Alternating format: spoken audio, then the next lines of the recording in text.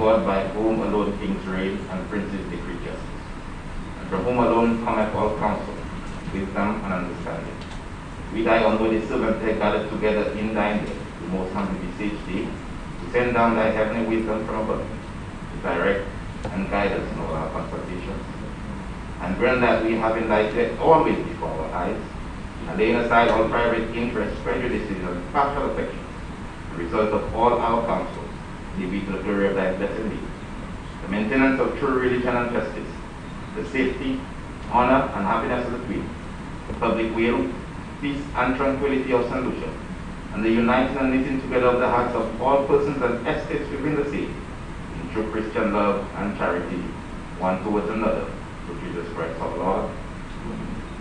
The grace of our Lord Jesus Christ, and the love of God, and the fellowship of the Holy Ghost be with us all forevermore. Amen.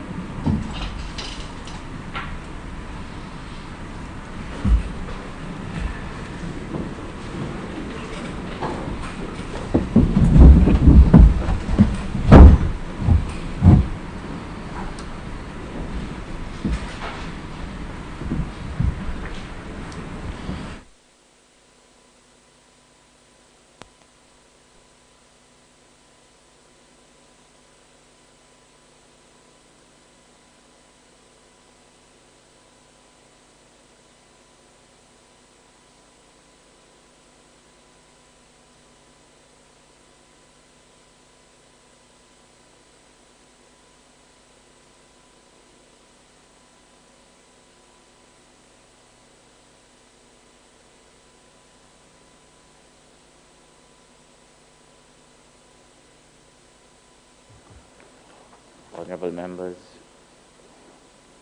I have received word from a member of the library who has indicated that he will be late.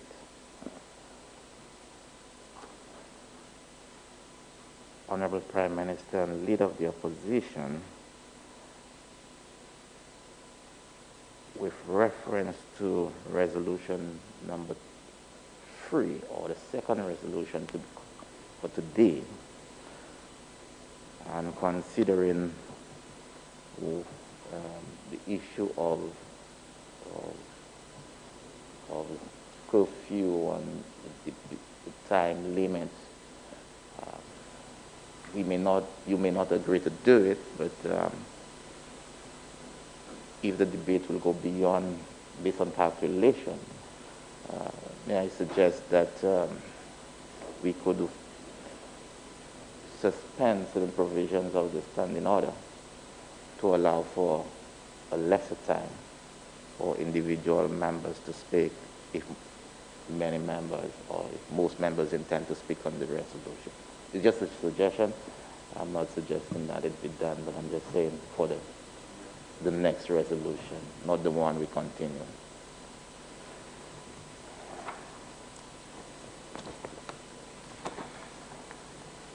Honorable members, please be reminded that the question before the Parliament is that Parliament authorizes the Minister of Finance to borrow an amount of US $40 million from the International Development Association to finance the COVID-19 response recovery and resilience development policy program, and be it further resolved that A, the maximum commitment charge rate payable on the unwithdrawn financing balance is 1/2% per annum. B, a service charge is payable on the withdrawn credit balance that is equal to the greater of 1, the sum of 3/4% per annum, plus the basis adjustment, and 2, 3/4% per annum. C, the loan is repayable in 40 years from the date of the first disbursement of the loan, inclusive of the grace period of 10 years. D, the principal amount of the loan is repayable on each 15th day of May and 15th day of November at the rate of 1% of the loan amount commencing from the 15th day of May 2031 to and including the 15th day of November 2040, and 2% of the loan amount commencing from the 15th day of May 2041 to and including the 15th day of November 2016. Member for Beaufort North.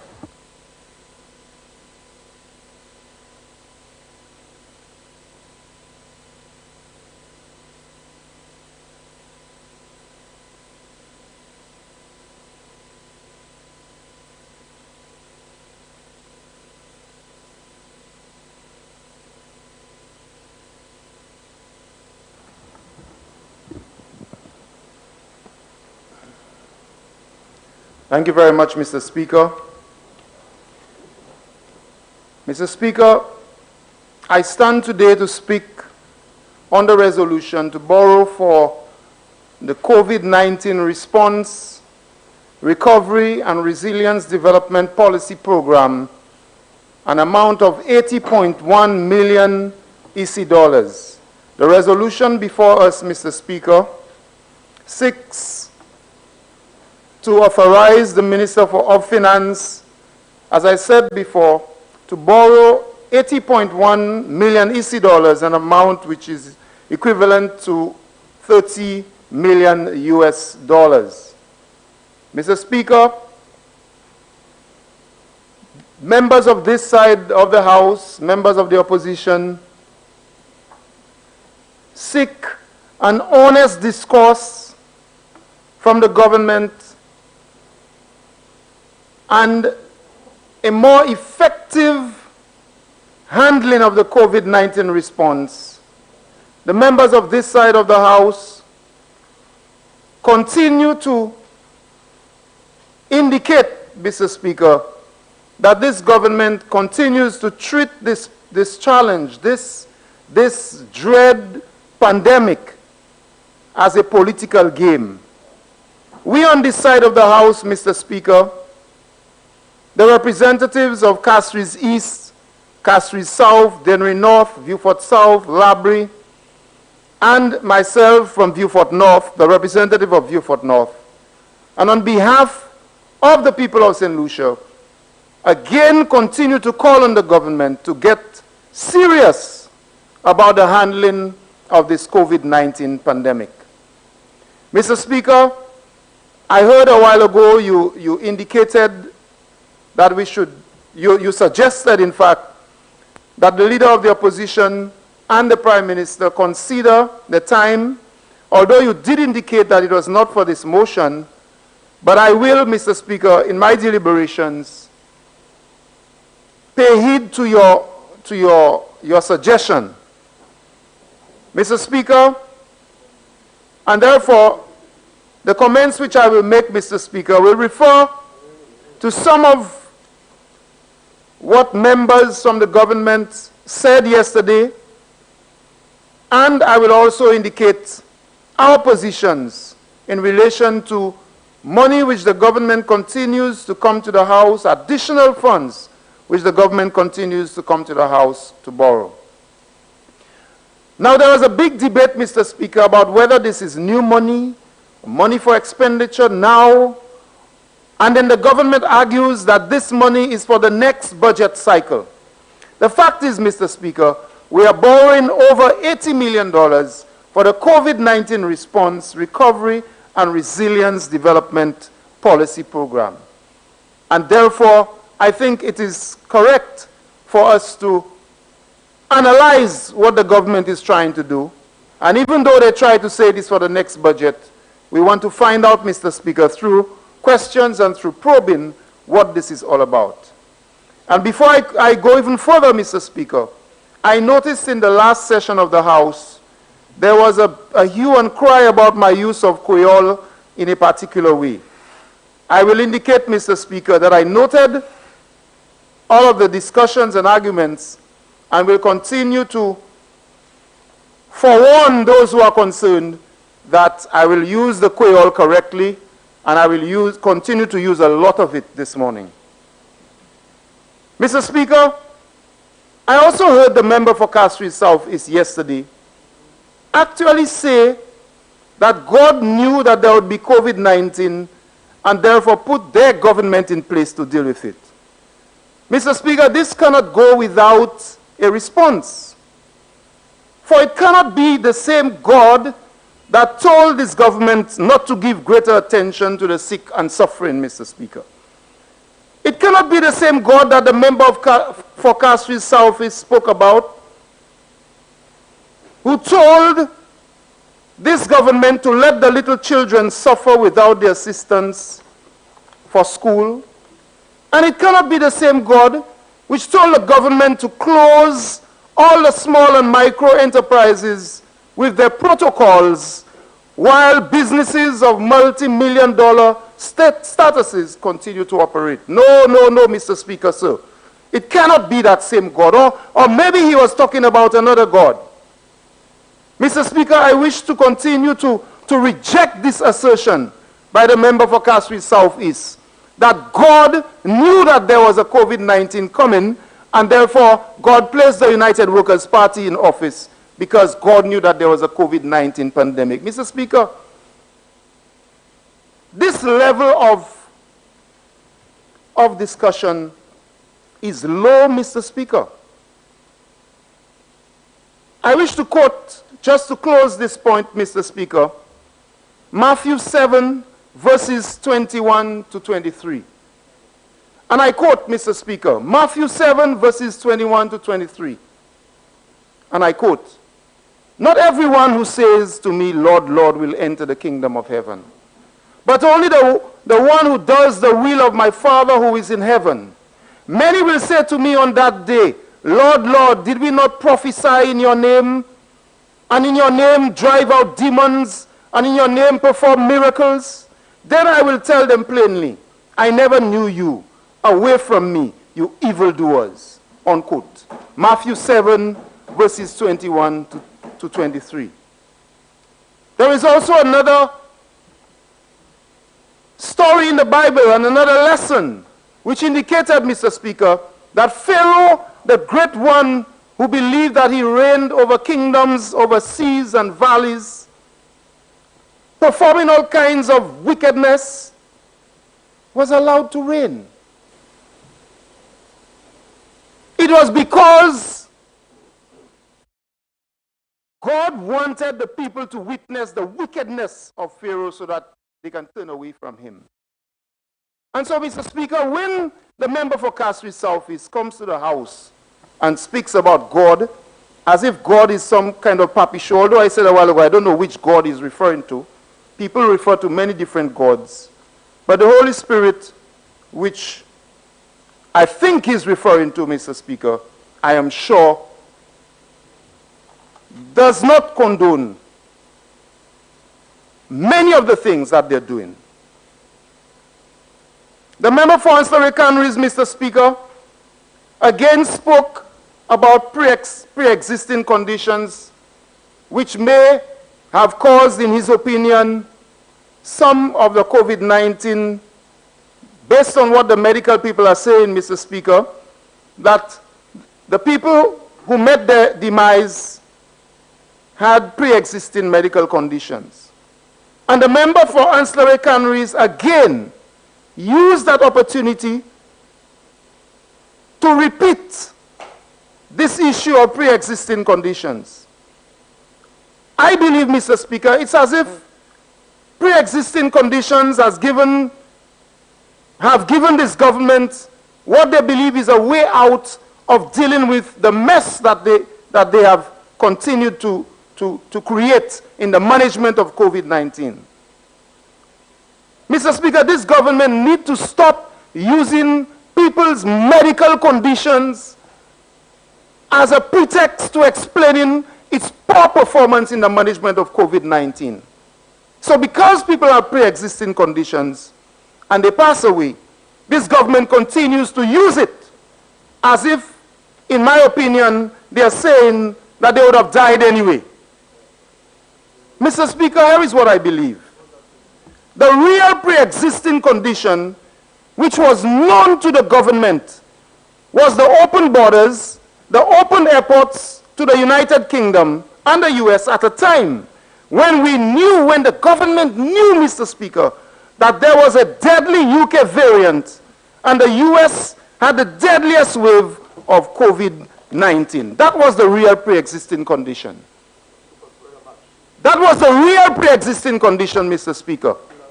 The real pre-existing condition. In other words, what are the things that the country knew about?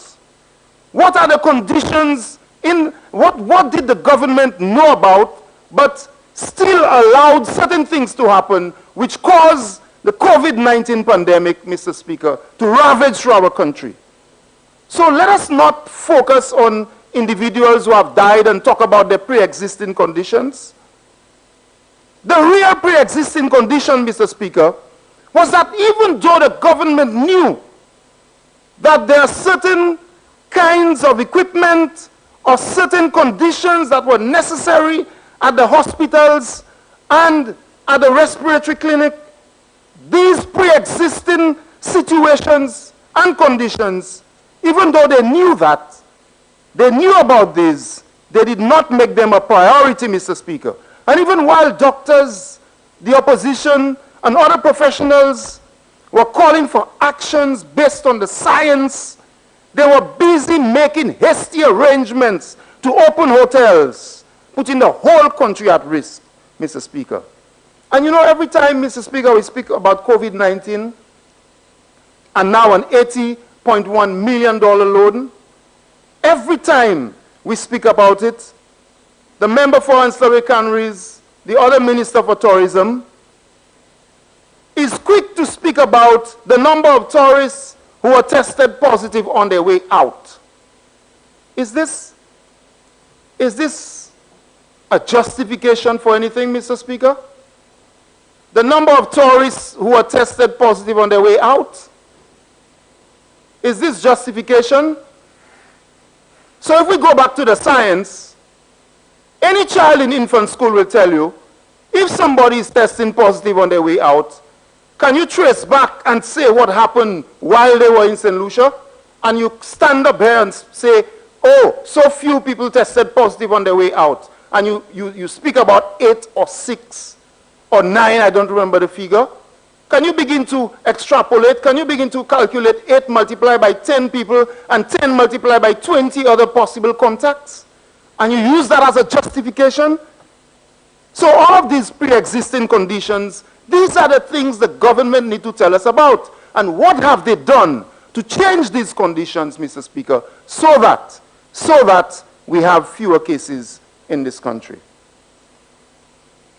Mr. Speaker, when we borrow $80 million, we heard again the member for Castries South is talking about opening the country and arguing that the opposition wants to close the country and so many people will lose their jobs and so on. Jobs at the hotels and so forth.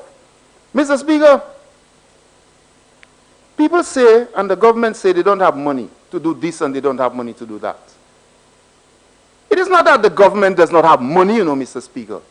The government does not use the money which it has to spend on the majority of St. Lucians who require assistance. The government is spending millions and millions of dollars, Mr. Speaker. But they are not using the money to ensure that the conditions are right so that we can deal with this COVID-19 disaster that we have in this country. The government is not spending the money that it has on the small businesses, the hairdressers, the shop owners, the fishers, the farmers, and so on. So it's not that the government does not have money. And we have never said to close the country and leave everybody hungry and leave everybody without money. That is not what we have said. We have followed the science and the advice that the doctors and the medical people are given. That if you are going to deal with this COVID-19 crisis, the 300, now 400 something million dollars, close to $500 million that you have borrowed, use it to stabilize the country, use it to assist people, and at the same time deal with the medical issues, close your borders for a short while, and deal with the issues. That is what we have said consistently. So don't make it look as if we want people to lose their jobs. Don't make it look like that. We want people to stop dying. We want fewer deaths. We want families to stop suffering, Mr. Speaker. And there's another side of the COVID-19 pandemic, and this $80 million which we are borrowing, Mr. Speaker, that the government has not spoken about. As a result of the COVID-19 pandemic, the medical professionals are saying to us that there's another disaster happening in our medical system, in our health system. Because of resource capacities, because resources are becoming scarce, Mr. Speaker, doctors or nurses or people in our medical system, some of them are getting sick, and because of the the burdens that they have, Mr. Speaker, what about the other conditions? What about elective procedures having to be postponed? What is happening with basic medication at the hospitals? And so while we are dealing with the COVID-19, there is a parallel disaster in our healthcare system, and we are not getting a report from the government on that. What systems have been put in place? What will be done with the $80 million to ensure that while we are dealing with COVID-19, the doctors and the nurses and so on are getting that parallel assistance so that people with diabetes and those kinds of conditions, high blood pressure, and so many other conditions, that they are being taken care of, Mr. Speaker. And so we are not getting that kind of thing from the government. But what do you know, Mr. Speaker? This government does not have the habit of coming to Parliament to account. And it is 3 months before June 6, 2021. In 12 weeks' time, or 13 weeks' time, about 3 months' time, Mr. Speaker, it will be the end of the 5-year term. In 3 months' time. So all of the thing about budget and all of these things that are happening, they are flying below the radar. But in 3 months' time, Mr. Speaker, it will be the end of the 5-year term. And the way, Mr. Speaker, they are handling this disaster, the way they are handling it, Mr. Speaker, it is very clear that they are playing strictly a political game with it. Mr. Speaker, it is my duty to represent the people of Vieux Fort North in this Parliament. The people of Bellevue, the people of Grace, the people of Savans, the people of Vigée, Kako, and Piro. They have all been impacted, Mr. Speaker, by COVID-19 like all other communities in St. Lucia.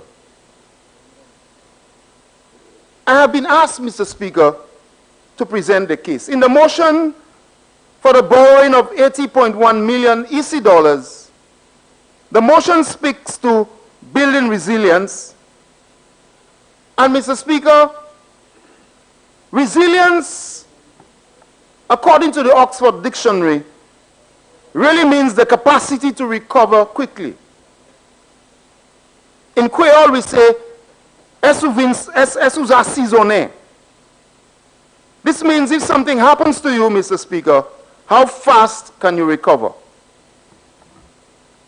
And so this motion is actually saying to us that the government will borrow $80 million to help the people of Vieux Fort North and the rest of St. Lucia to get back on their feet. And this government has been saying that they are getting people back on their feet for a long time. And I wish to present the case of the people of Vieux Fort North. Mr. Speaker, the fishers of Vieux Fort North who have suffered because of the protocols want to know what part of this $80.1 million will cause them to be resilient. Brother Albert, who is a bottom gillnet fisher, who cannot go out to sea, Mr. Speaker, wants to know, out of this $80.1 million, how is it he's going to get back on his feet when, Mr. Speaker, he can hardly pay his bills today. Mr. Speaker, I will not be disturbed because they themselves don't understand what they passed. Because even though fisher folk are part of the essential services, they are still supposed to follow the curfew. Mr. Speaker, they don't understand what is bottom gillnet fisher. They don't understand. Mr. Speaker,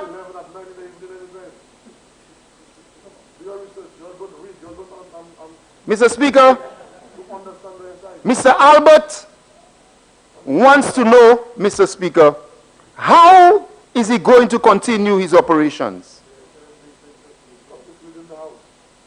Mr. Speaker, Mr. Albert wants to know how is he going to recuperate all of the monies which has been lost? Mr. Speaker, as far as I know at this time, people don't want to go to England because the UK variant, that's where it is. Mr. Speaker, micro business people want to know. The hairdressers in Vieux North want to know. Those people who make blocks want to know.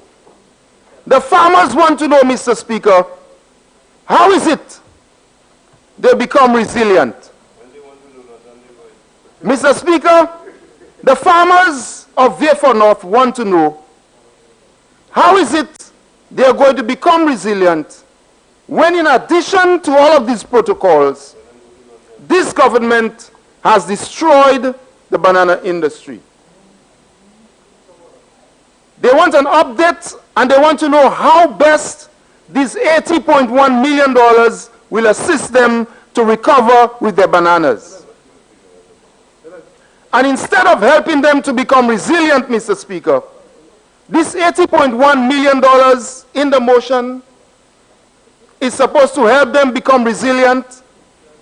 And instead of helping them to become resilient, this government is busy trying to take over the operations of the farmers' organization, a democratic organization. That is after, Mr. Speaker, they have sat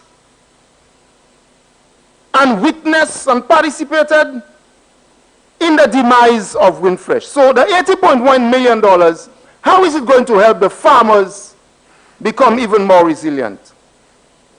Mr. Speaker, it is very clear that this government does not really care about these people.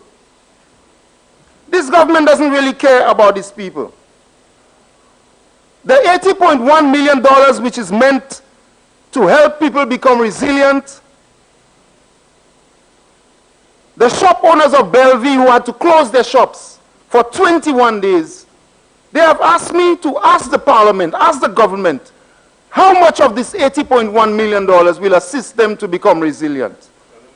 In the motion, Mr. Speaker, in the motion, it says resilience. And resilience means getting back on your feet. How many of these people, these small shop owners in Grace and Piero and Savans, will get assistance from this $80.1 million to become more resilient? Mr. Speaker, what about the artisans, the craftspeople? Our seamstresses in Vieux North, how are they going to be assisted to become resilient? Mr. Speaker, we continue to ask for a more honest and effective handling of the COVID-19 response. My colleagues have said before, and you see, Mr. Speaker, that obtaining vaccines for this government was not a priority. For our good friends, Barbados and Dominica, out of their generous hearts, had to assist. They laughed, Mr. Speaker, when my colleagues described the problems that we are having with the results of tests. And a member opposite tried to suggest that we are not praising the doctors and the nurses, and we are not praising them for their hard work. In fact, Mr. Speaker, the doctors and the nurses are overworked. They are crying out for help, and they are bawling. They are complaining about the government's complacency, and they are saying that if the government had its priorities right, things would have been different. You think the doctors and nurses, Mr. Speaker, it's simply because they don't want to give the test results? The member opposite said, we are not praising the doctors and the nurses, but it's because of your inefficiency, because this government did not place priority on testing. That is why the doctors, the nurses, and the professionals are under so much pressure. So it is not that we're not praising the doctors and the nurses. What is the position, Mr. Speaker? What is the position, Mr. Speaker, of the second test. What is the government's current position on the second test? We have been asking for it. We have been asking for it. The medical professionals have been asking for it. So much so, Mr. Speaker, that some hotels are doing their own second test. Mr. Speaker. So, what the government has done is, instead of a government taking charge of a situation, Mr. Speaker, they have left it to the private sector to do as they wish. So the hotels themselves, some of the hotels, feel it's necessary, so they are doing it. But it is not a government which is taking charge and saying, we need to do it for the protection of our people, and therefore we are going to do the second test. No. Mr. Speaker, we spoke about the oxygen at Victoria Hospital Respiratory Unit. And there was a big hue and cry about oxygen, how an oxygen plant will be built and all of that. And my colleague said it. We are talking about people who require oxygen or who required oxygen yesterday and day before and now. So this government, again, Mr. Speaker, it is very clear that this government was not prepared, and this was never the priority. Mr. Speaker, on a point of order. Again, this matter was clarified yesterday. And let me repeat myself very clearly, Mr. Speaker. There has never been a shortage of oxygen at Victoria Hospital. Not in the past, not today, and there will be none tomorrow. At no point has any patient needed oxygen and could not get it. And I would hope that members on the other side will stop and desist from misleading the public of this country. Honourable member, that the question of this, the question of the oxygen was vented quite well yesterday. Let's move on from that. Thank you, Mr. Speaker.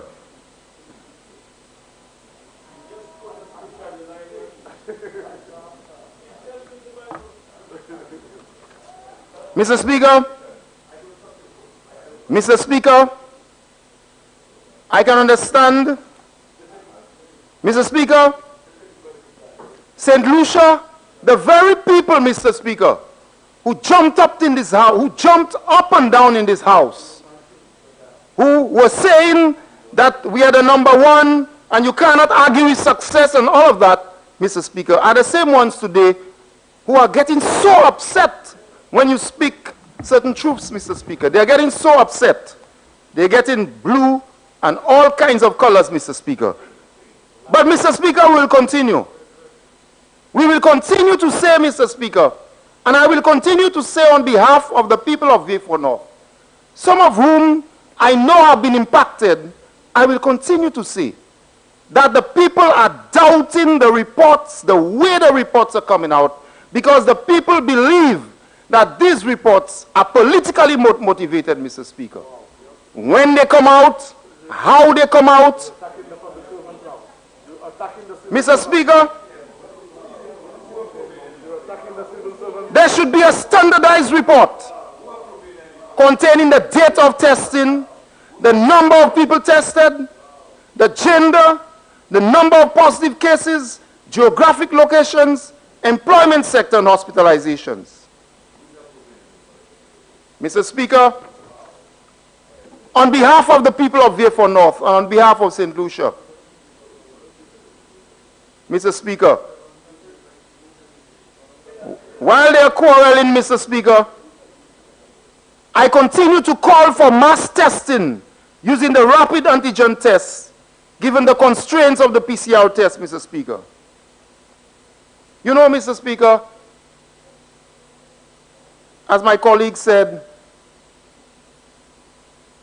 people are afraid and people are confused in St. Lucia. It is very clear, Mr. Speaker, even as we begin to get vaccines, the notion is that while vaccination is going to take us very far, Mr. Speaker, the notion is that as long as we have vaccines, everything will be almost okay. That is not what that is not what the science is saying, Mr. Speaker.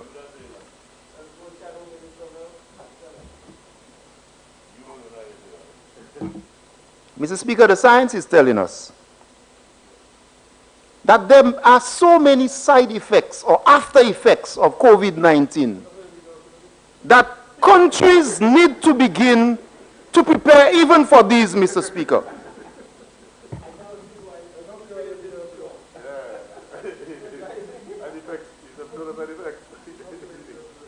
I pause deliberately, Mr. Speaker, so people of St. Lucia can see them laughing and joking at serious things. Yes, while people are dying, they are there in the house laughing and taking this thing for a papi show. But Mr. Speaker, the science is saying to us, and the research and what is coming out is saying to us, yeah, member for Babunwai, I'm the papi show. Yeah, I'm the papi show.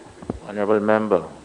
What the science is saying to us is this. Even after you have recovered from COVID-19, there are so many side effects and lingering effects, Mr. Speaker, that any government needs to take these into consideration in their plan. We are not hearing these kinds of things from this government, Mr. Speaker.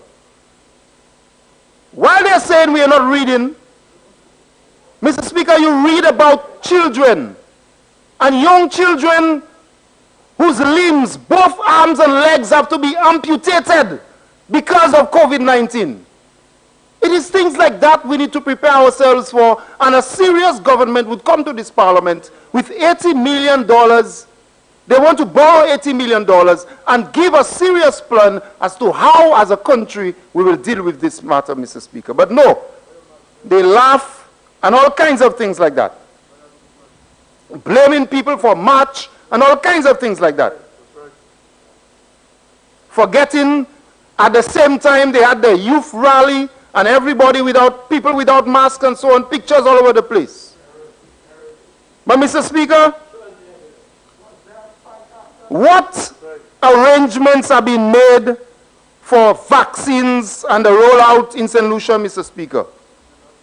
We heard the government, we heard them talk about vaccines yesterday.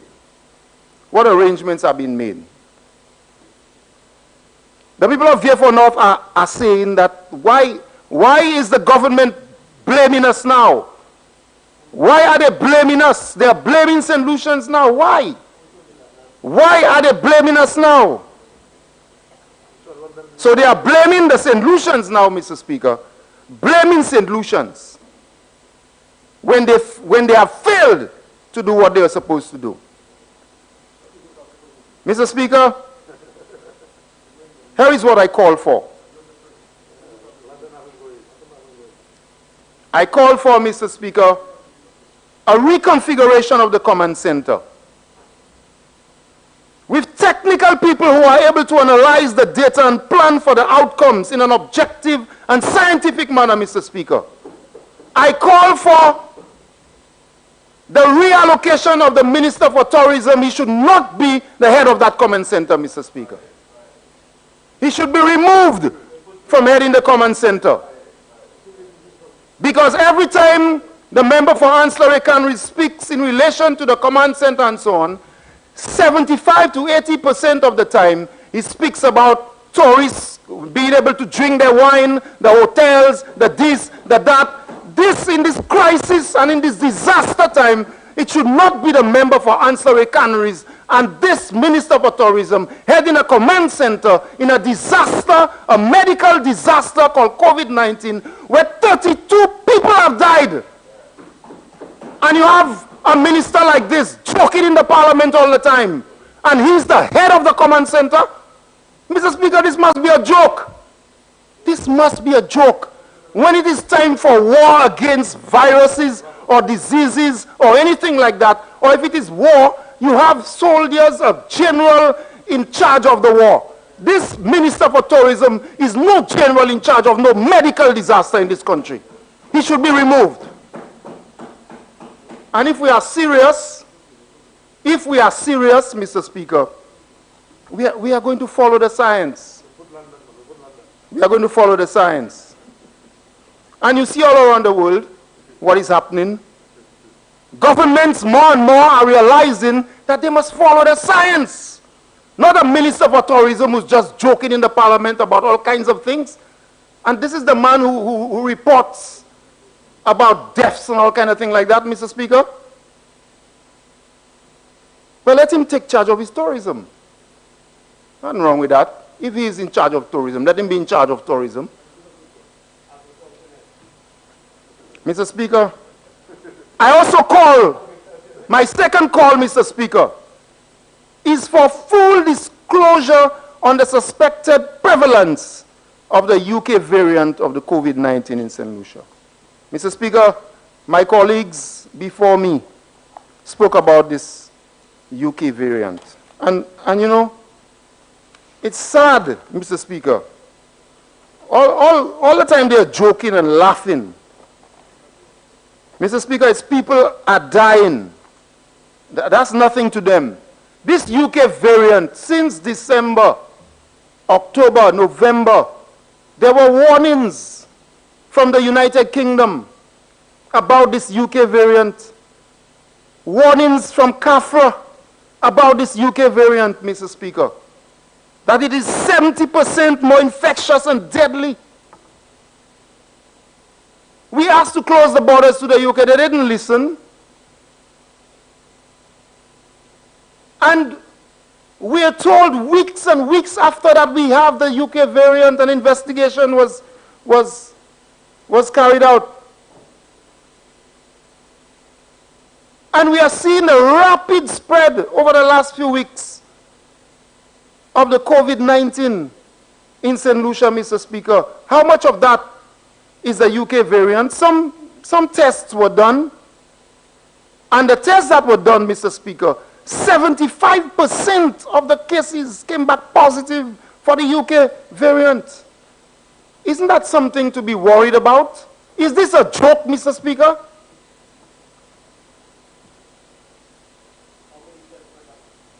Is this a joke, Mr. Speaker? That there's a deadly UK variant. Everybody around the world, people are worried about this thing. England, they are worried about it. But in St. Lucia, we are laughing in Parliament.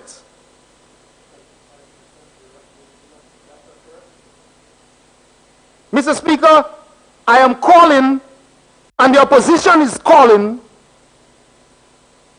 for full disclosure on the suspected prevalence of the UK variant of the COVID-19 in St. Lucia. This is war, Mr. Speaker. We are at war with this virus. And many times I heard the Prime Minister say, everybody should be on board. But you are not telling us about the deadliest form of the virus. You're playing games with it. That cannot be right, Mr. Speaker. That cannot be right. When we look at the rate of deaths and the possibility of the UK variant wreaking havoc in this country, we are not getting the information, the disclosure which we're supposed to get. And put partisan politics aside. Put the red and the yellow and the blue and the green aside, Mr. Speaker. These people are not realizing what they're doing. And so, Mr. Speaker, we urge the government to care more for the people. And if this government cared for the people, some of these things would have been explained to the people. The member for Castries East, Honorable Philip J. Pierre, would trust his professionals and his medical people, and he would let St. Lucians know the extent of this UK variant, Mr. Speaker. The member for Castries East would find out how many hairdressers and these small people, these small and micro businesses who have been impacted, and give them assistance.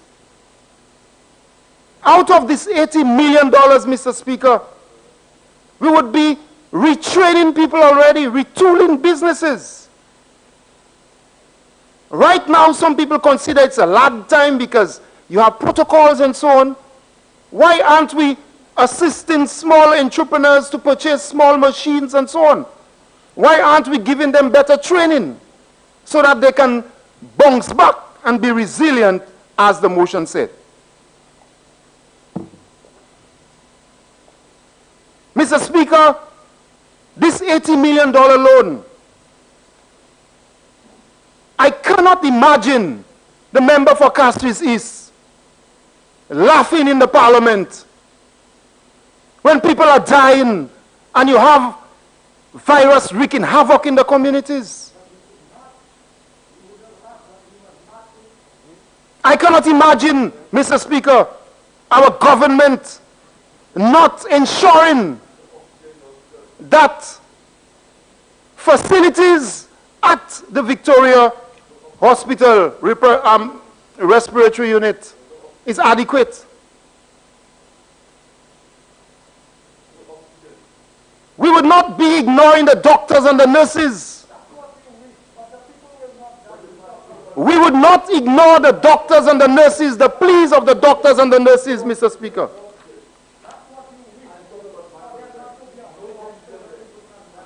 Mr. Speaker, it is important, Mr. Speaker.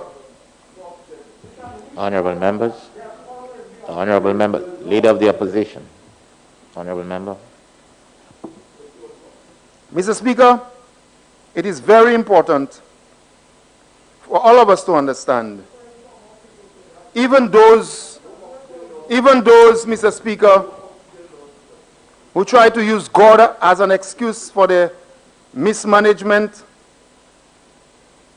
those people who suffered in the hospitals and those people who are suffering as a result of COVID-19 know the truth. They know the truth, Mr. Speaker. This is not about us in Parliament jumping up and trying to score political points. That's not it. This is something about people who are suffering at the hospitals and at their homes. The people know the truth. So it doesn't matter how much you stay at the back there and shout and say all kinds of things. The people of St. Lucia who are suffering with COVID-19 and the effects of COVID-19, they know the truth. They know how many times they were called because they know that we do not have enough medical professionals to assist them. They know when they go to the hospitals that the medical professionals themselves are explaining to them that no matter how I try to assist you, I don't have this and I don't have that. The people know. So those of us sitting around the table can jump up in our little suits as we want. The people know what they are going through. The businesses who have not been assisted, they know what they are going through. We speak about Fishers and its essential services. I just got a call this morning, Mr. Speaker. And if that's the case and it's corrected, well, inform the authorities, the police who manage the waters, of what to do. Because I get calls from fishers, they come to my house to explain to me, nous pas ça mais parlant. Nous ne pouvons pas parler depuis 11 heures l'histoire, nous ne pouvons pas parler pour tuer des goisiers. Et que vous bout nous dit nous pas ça mais parlant. This is not, I'm not making this up. So if there is something that needs to be explained to the authorities, do it. But I'm not making up the sufferings of the people, Mr. Speaker. So, Mr. Speaker, même si vous pas content, I prends une 2 minutes pour expliquer en créole. Nous ici à venir demander l'argent encore, Mr. Speaker. Et le gouvernement dit c'est pour les affaires COVID-19 et pour mettre les gens vieux à sous pied et pour aider les affaires COVID-19 là. Mr. Speaker, là nous sommes ici hier, Adam Mundi, Premier ministre là, l'autre ministre en les façades, il dit l'argent ça c'est pour l'autre budget. Comme ça nous avons des questions. Quand l'argent ça là qu'il dépensé, qui ça yo fait avec l'argent? Avec c'est à quoi dit yo pas veut nous demander des questions.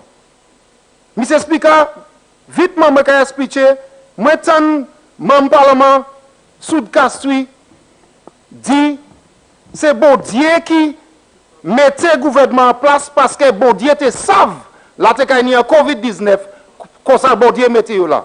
Kosa m'a demandé, Mr. Speaker. Honorable member, you made an error.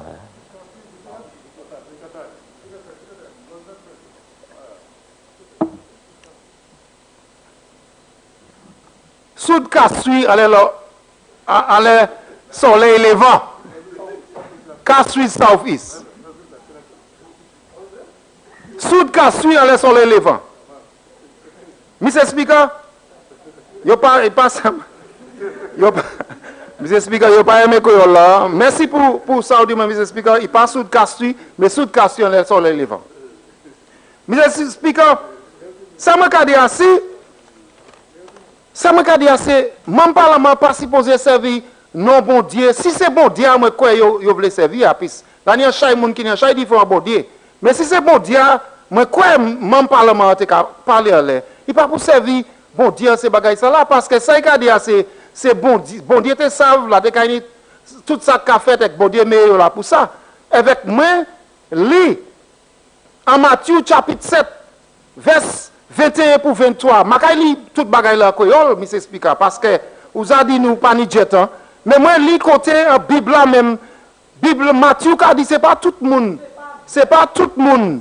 C'est pas tout le monde qui couille bon Dieu qui a été tué au royaume de Dieu. Quand ça y a venu ici a dit bon Dieu. Et moi aussi dit Mr. Speaker qui Pharaon même. C'est allé go accueillir c'est go picha. Avec ces gens qui joué dans chaque partialité pour bon Dieu faire ouais qui Pharaon te ka faire partialité. Parce que bon Dieu bon nous choix Mr. Speaker. Avec gouvernement ça a servi choix pour faire moun souffert en pays ça là. Mr. Speaker ça n'a dit assez moun comme moun za mort toi dé nous tan. Avec moi pas quoi gouvernement ça a mou tuer qui really mêlé à les affaires ces moun. C'est moun qui a dit Mr. Speaker, moun mort parce que yo te zani problème avant. Peut-être yo te ni battement chair en anglais nous a dit pre-existing conditions. Avec ça nous a dit en opposition, on pas servi malade moun pour dire ça, Mr. Speaker. On pas servi malade moun, Mr. Speaker. Et ça n'a dit assez ça gouvernement te savent. Gouvernement te savent qui en Angleterre là tenu un mauvais virus, c'est quoi que UK variant. Et qui ont chaîne c'est l'aéroport ouvert. Avec moun sorti l'Angleterre, vini ici à Mr. Speaker. Avec après ça nous ouais qui moun mort, en chaque moun ka mort. Comme ça nous commandé qu'on nous. Qui manière affaires vers 1900 cette ici. Nous commandé gouvernement à Mr. Speaker. En toute l'agence à yo ka prêté. C'est moun moi qui représenté en parlement. Jean Belvi, Jean Gouas, Jean Vigier, Jean Pierrot, Jean Savane. Qui manière yo ka jouer une assistance en toute l'agence là gouvernement ka prêté. Qui manière yo ka jouer une assistance? Moun ti business yo te fermé pour combien de temps? Qui manière yo ka jouer une assistance? Même gouvernement a dit yo pas vle moun malade, yo fermé certaines places en économie Saint-Lucie, mais c'était gros place qui ouvert. Ministre tourisme a dit qui manière touriste qui vient ici qui passe à boire du vin, mais Jean Saint-Lucie passe à aller boire la bière.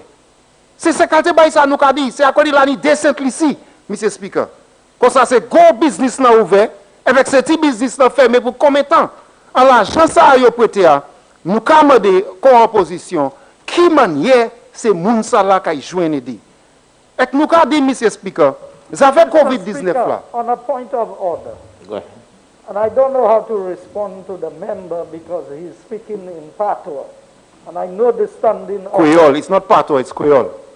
What the standing orders say that whatever you say in patois must be translated into English. Honorable member, But is there?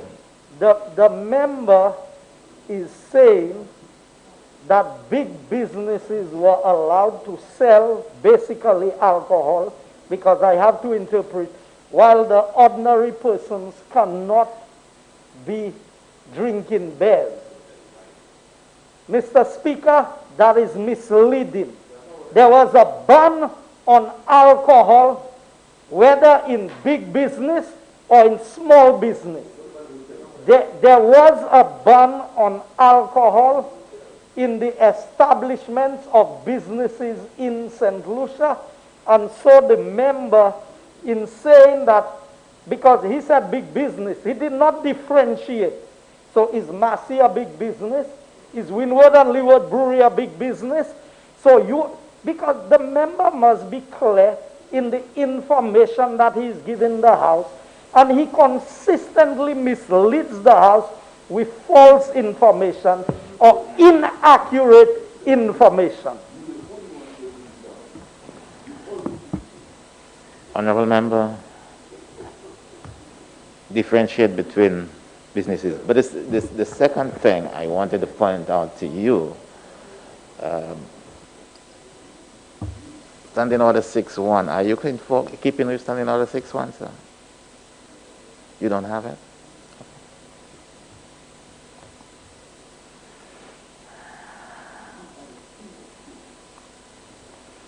The proceedings and debates of the House, inclusive of the records of such proceedings, shall be in the English language, provided that a member may offer occasional explanation in Creole.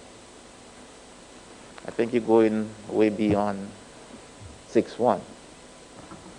Okay, Mr. Speaker, thank you. So I will read what I'm about to say in Creole in English, and then I'll translate it, Mr. Speaker. So I'll go over them.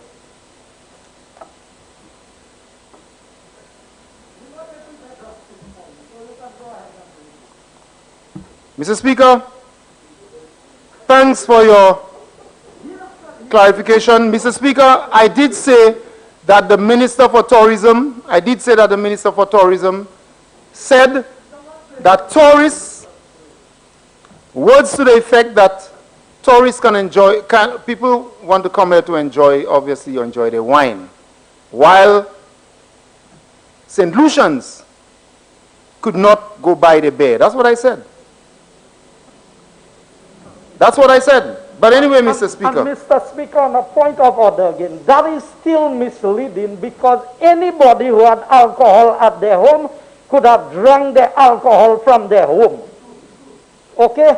So if you are living in your room or you are somewhere, you can drink. You at your home. You in your own environment. So the member must stop misleading the House in terms of what the protocols that was put in place. And Mr. Speaker, the danger in what the member is doing is encouraging people to break the established protocols, which is what they did with the match that may have contributed to where we are today. Mr. Speaker, I wish to leave this alcohol business, because this is not... Mr. Speaker, when people are dying, 32 deaths, Mr. Speaker, 32 deaths. I don't want, they are trying to stick me in an alcohol kind of discussion, Mr. Speaker. When people are dying, their negligence, the way they manage COVID-19, Mr. Speaker, they want to stick me in a rum alcohol discussion. I am not going there. Let's go back to the seriousness of COVID-19, Mr. Speaker. So if you all want to think in your rum, stay in your rum. I am not in the room anymore. Let's continue, Mr. Speaker. Mr. Speaker, you said... 7 minutes in which to complete. Pardon me, Mr. Speaker? You have 7 minutes in which to complete. 7 minutes. Yes. Thank you, Mr. Speaker. I'll finish in time. Mr. Speaker? Mr. Speaker, I would like to stand on a point of order. The member consistently keep referring to the UK variant, and said very specifically and precisely that out of the number of tests sent for verification by CARPA, that there was 75% of those tests that came back positive. And so, Mr. Speaker, I would like to denounce this as false. The information from our lab suggests that over 500 random samples were sent. And we have made it very clear, the CMO did transmit when we had verification from CARPA, that there were signs of the UK variant. So to date, Mr. Speaker, we have recorded some 15. So 15 out of 500 is nowhere near 75%. I would like the member to desist from misleading the public on this very serious matter of the pandemic. Let's now use correct information to edify the public on matters of COVID-19. Thank you very much. Honorable member, you have information now from the minister. Mr. Speaker, the reports on the UK variant give a period within which the... Honorable member. Mr. Speaker, I'm happy that he's beginning to talk about the UK variant. I want this government to talk more about the UK variant. Give us the facts. Give us the facts. Mr. Speaker, since you said about my Creole and you guided me, I will say to you, Mr. Speaker, that the government refused the second test, and hotels on their own are undertaking, some of them, rapid antigen tests for the guests and the staff. Nous demandons au gouvernement pour faire un deuxième test, les touristes là venir. Ils ont refusé. C'est dans ces hôtels-là même, moi, c'est tellement important. Ils ont même qu'à faire test là, Mr. Speaker. Ça me dit à ce gouvernement, tirer responsabilité avec équité par les gens privés. Ça, c'est un gouvernement qui n'est pas mêlé avec le monde. Mr. Speaker, we spoke about the oxygen plant. We spoke about the protocols in terms of the science. And we spoke about the conditions at the respiratory hospital, having to accommodate people who need hospital care. Nous avons demandé au gouvernement, Mr. Speaker, pour manger les affaires à Victoria Respiratory Hospital. Manger ces conditions parce que moun ka dit ces conditions ça plus meilleur chay by moun. C'est ça nous ka dit. Mr. Speaker, I spoke about the reports coming out of the Ministry of Health regarding infectious and COVID deaths because of the changes in structure of the reports and the importance of the data. Nous avons dit, Mr. Speaker, laissez un rapport à sortir, hot ministre santé. Depuis là, il a commencé à sortir, nous avons laissé un rapport ça différent. On l'a comme ça, on l'a pas comme ça. On l'a venu 10 heures l'histoire, on l'a venu à l'autre là. Nous avons demandé, Mr. Speaker, pour l'année, en manière pour Jean cette ici, ni la foi a dit dans ça gouvernement a fait. Jean cette ici, pas ni la foi en ce rapport qui a sorti. Pour ça, chaque monde paix, chaque monde désolé, parce qu'il n'y a pas ni la foi en gouvernement, Mr. Speaker. Mr. Speaker, dernièrement, I called Mr. Speaker for two things. I called Mr. Speaker for clarity on the UK variant.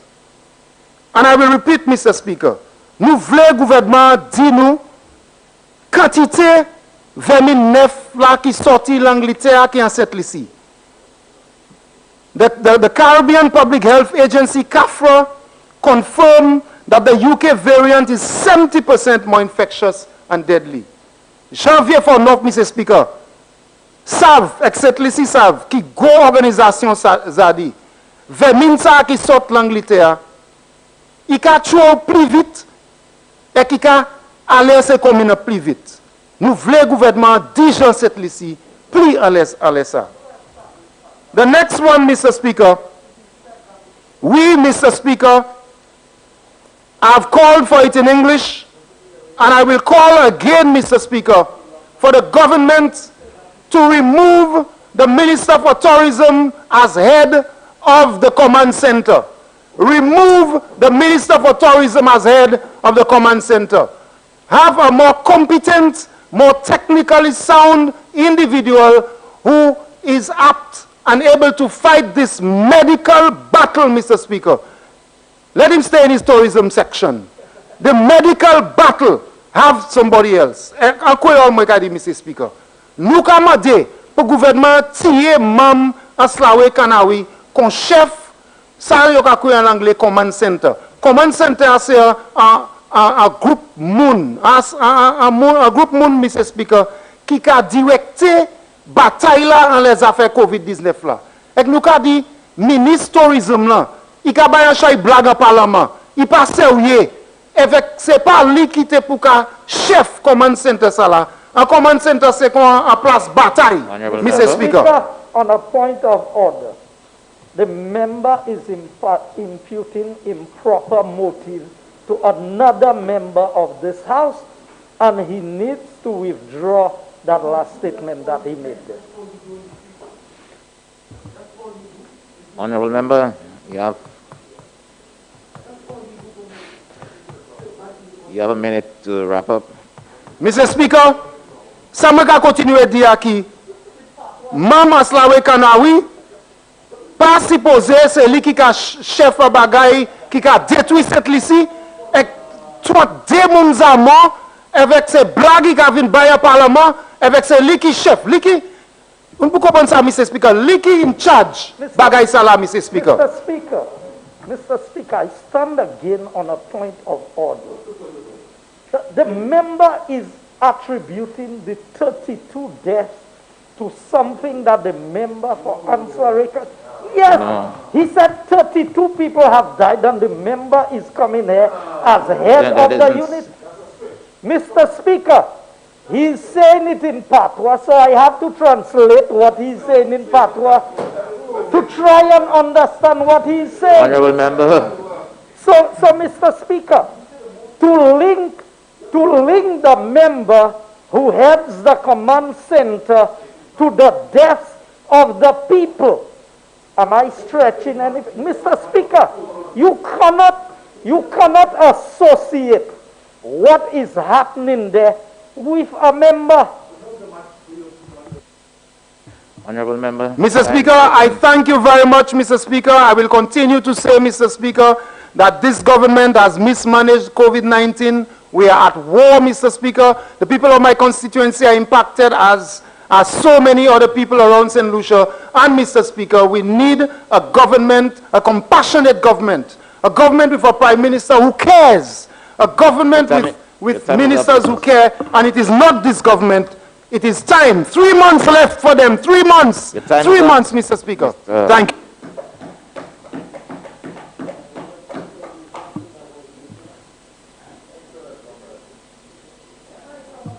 Honorable member for Castries Central. You begging for not to have oxygen. Mr. Speaker, I thank you for the opportunity to add my voice to this very important debate. If I may crave for your protection, Mr. Speaker, I am on the floor and I believe I need to be heard in silence. Thank you, Mr. Speaker. Mr. Speaker, I rise to lend my support to the resolution before this Honorable House presented by the Honorable Prime Minister to borrow an amount of US $30 million to finance the COVID-19 response, recovery and resilience development policy program. Mr. Speaker, as a general rule, I don't have a problem with borrowing. We have to borrow, we need to borrow, particularly in this crisis that we are in. We need to have the resources to ensure that we protect lives, we protect livelihoods, and that we can come out of this pandemic. I have no difficulty at all with borrowing, and I unreservedly support this resolution, because this borrowing is about ensuring we have the proper infrastructure to deal with COVID, strong institutions to deal with COVID, and investing in resources, equipment, medicines, and supplies so that our people can be safe. Speaker, I have heard the comments from the members of the opposite side. And when they were in government, they borrowed and borrowed and borrowed. The question is, what do you do with the money you borrow? That is what the important question is. Do you invest that money? Do you have comprehensive programs? Are you investing in a responsible manner so that there are returns? Are you building in a sustainable way? Do you have a plan, a comprehensive plan that will not just put an ointment or a plaster or a dressing on a sore, but will make sure there is an antibiotic to deal with the root of the problem. And that is what this government is about.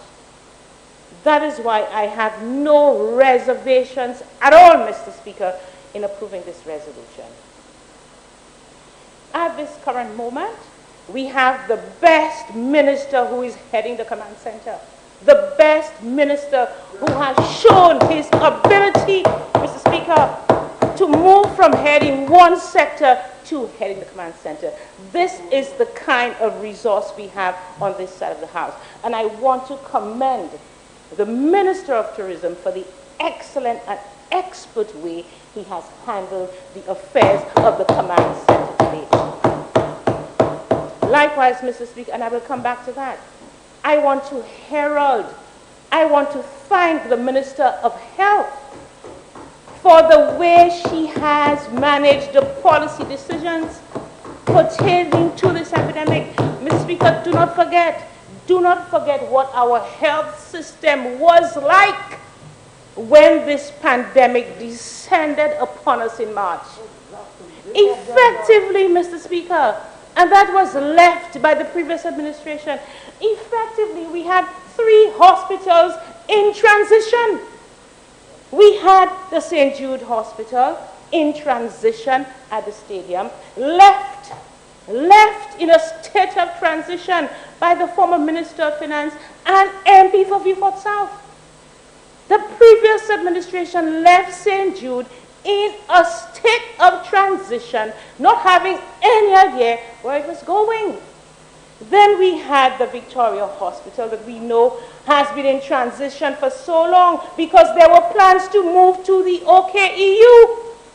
And then we had the OKEU simply named. They had a naming ceremony. It was nowhere near being opened.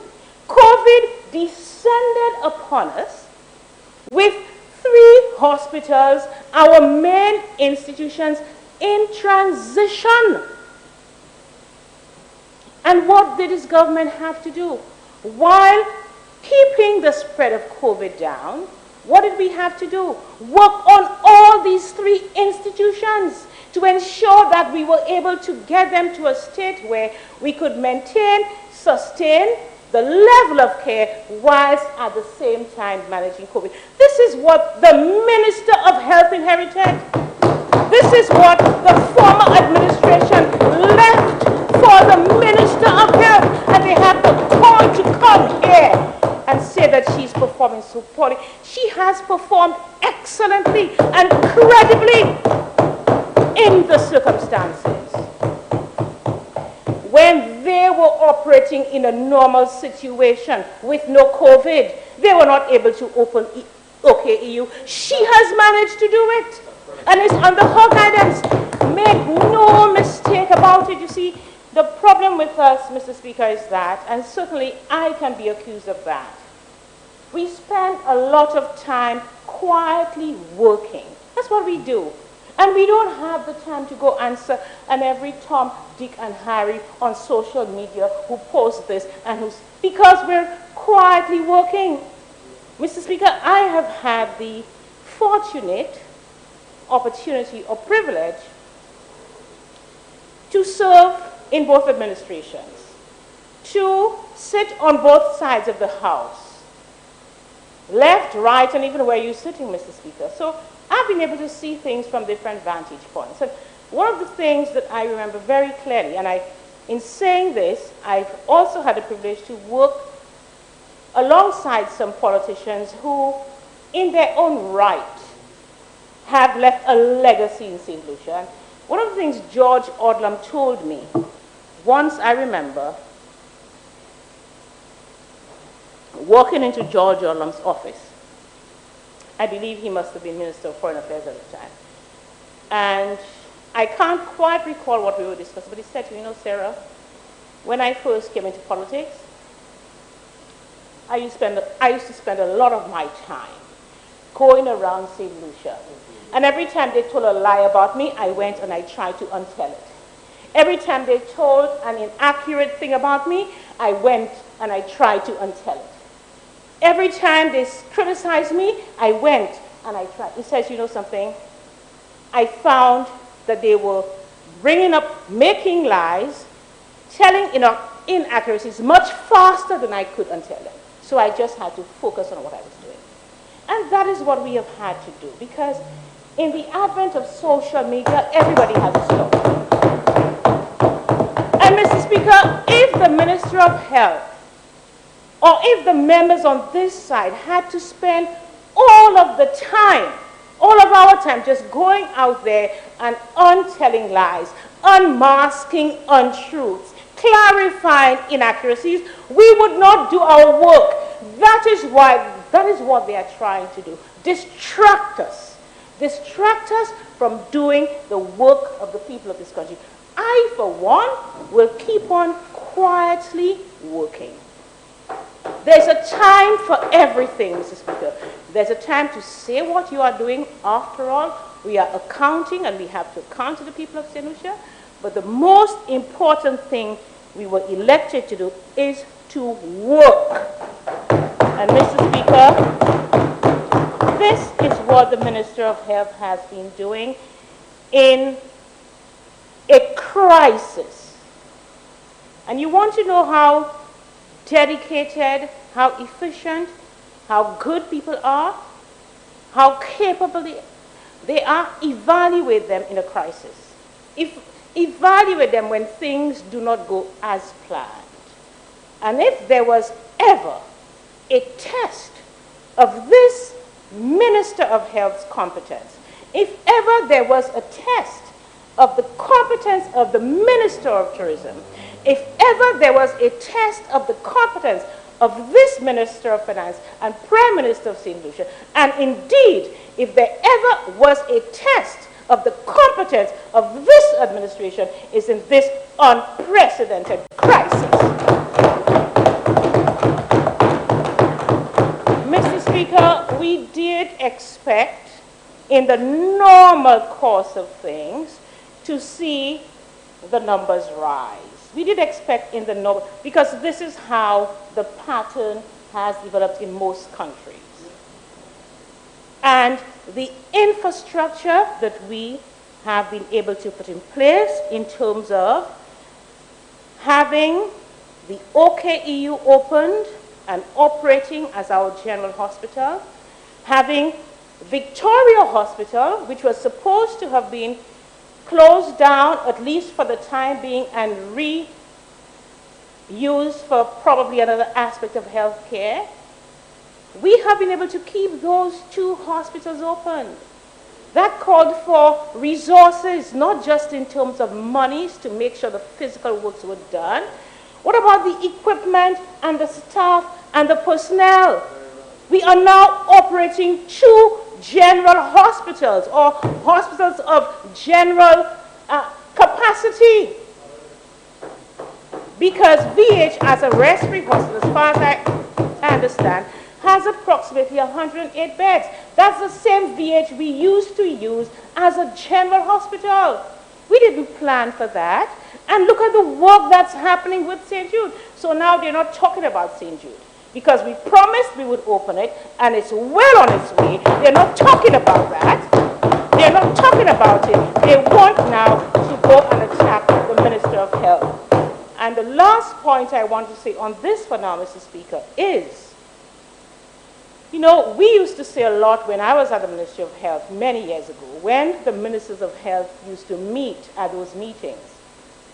We used to say the one thing we hoped is that Ministers of Finance would be Ministers of Health for a while, because we always thought they never understood health. So many Ministers of Finance treat health and social services almost as if almost like a mosquito making noise in your ears. Almost as if, they don't want to hear from social services. They treat social services as a problem. So many Ministers of Finance are not able to understand how important investment in health is to make sure you have a strong economy. I suppose now, with the COVID pandemic, it is so obvious. It is so obvious to ministers of finance all over the world that without a healthy nation, you just cannot even have a healthy economy. The one thing I can say about this current Minister of Finance that we have is that quite apart, of course, from never being a Minister of Health, he is probably the Minister of Finance and Prime Minister who has most understood health, who has most invested in health, and who most cares about health. And add that to the quiet disposition of the Minister for Health. Caring and compassionate, Mr. Speaker. You cannot get two other ministers who will invest and care about the health of the people of St. Lucia.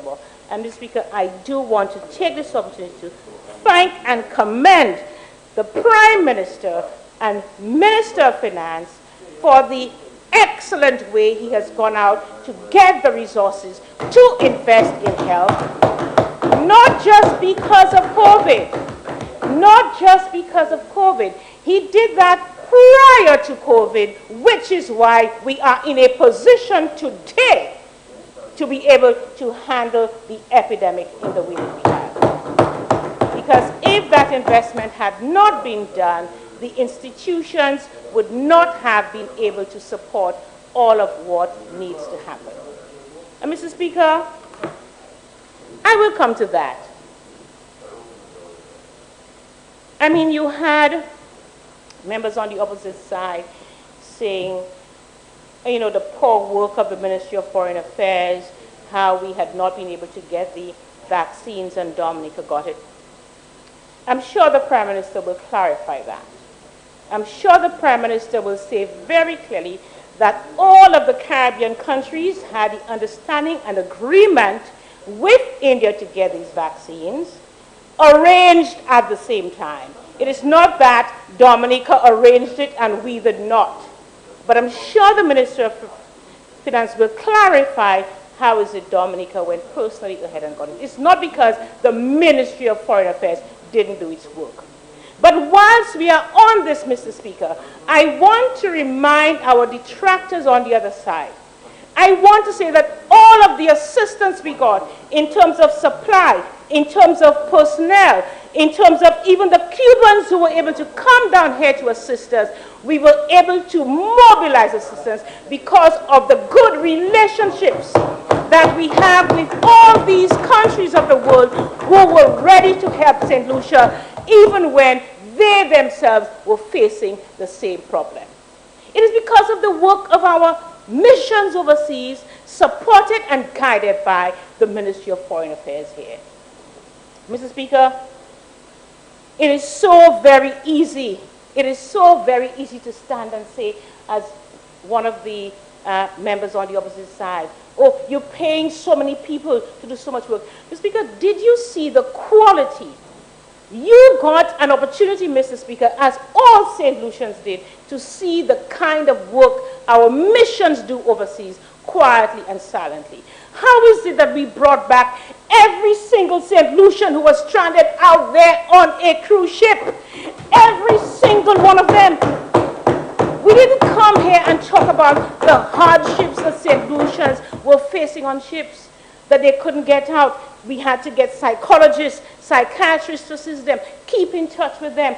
Every St. Lucian who was stranded out there, even when our borders were closed, we were able to reach them and negotiate with their employers, whether it be cruise ships, whether it be that we had to bring in special flights, because we coordinated with all of our multilateral friends to get every St. Lucian brought back here, even when the borders were closed. We don't go out and boast about the things we do. We quietly work. That's what we do.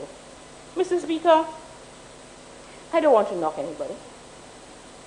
But in some of our missions, prior to this administration, We had some people heading our missions who could not even sit around the table with any government overseas because they were not taken seriously. They were not taken seriously. They could not even begin a discussion.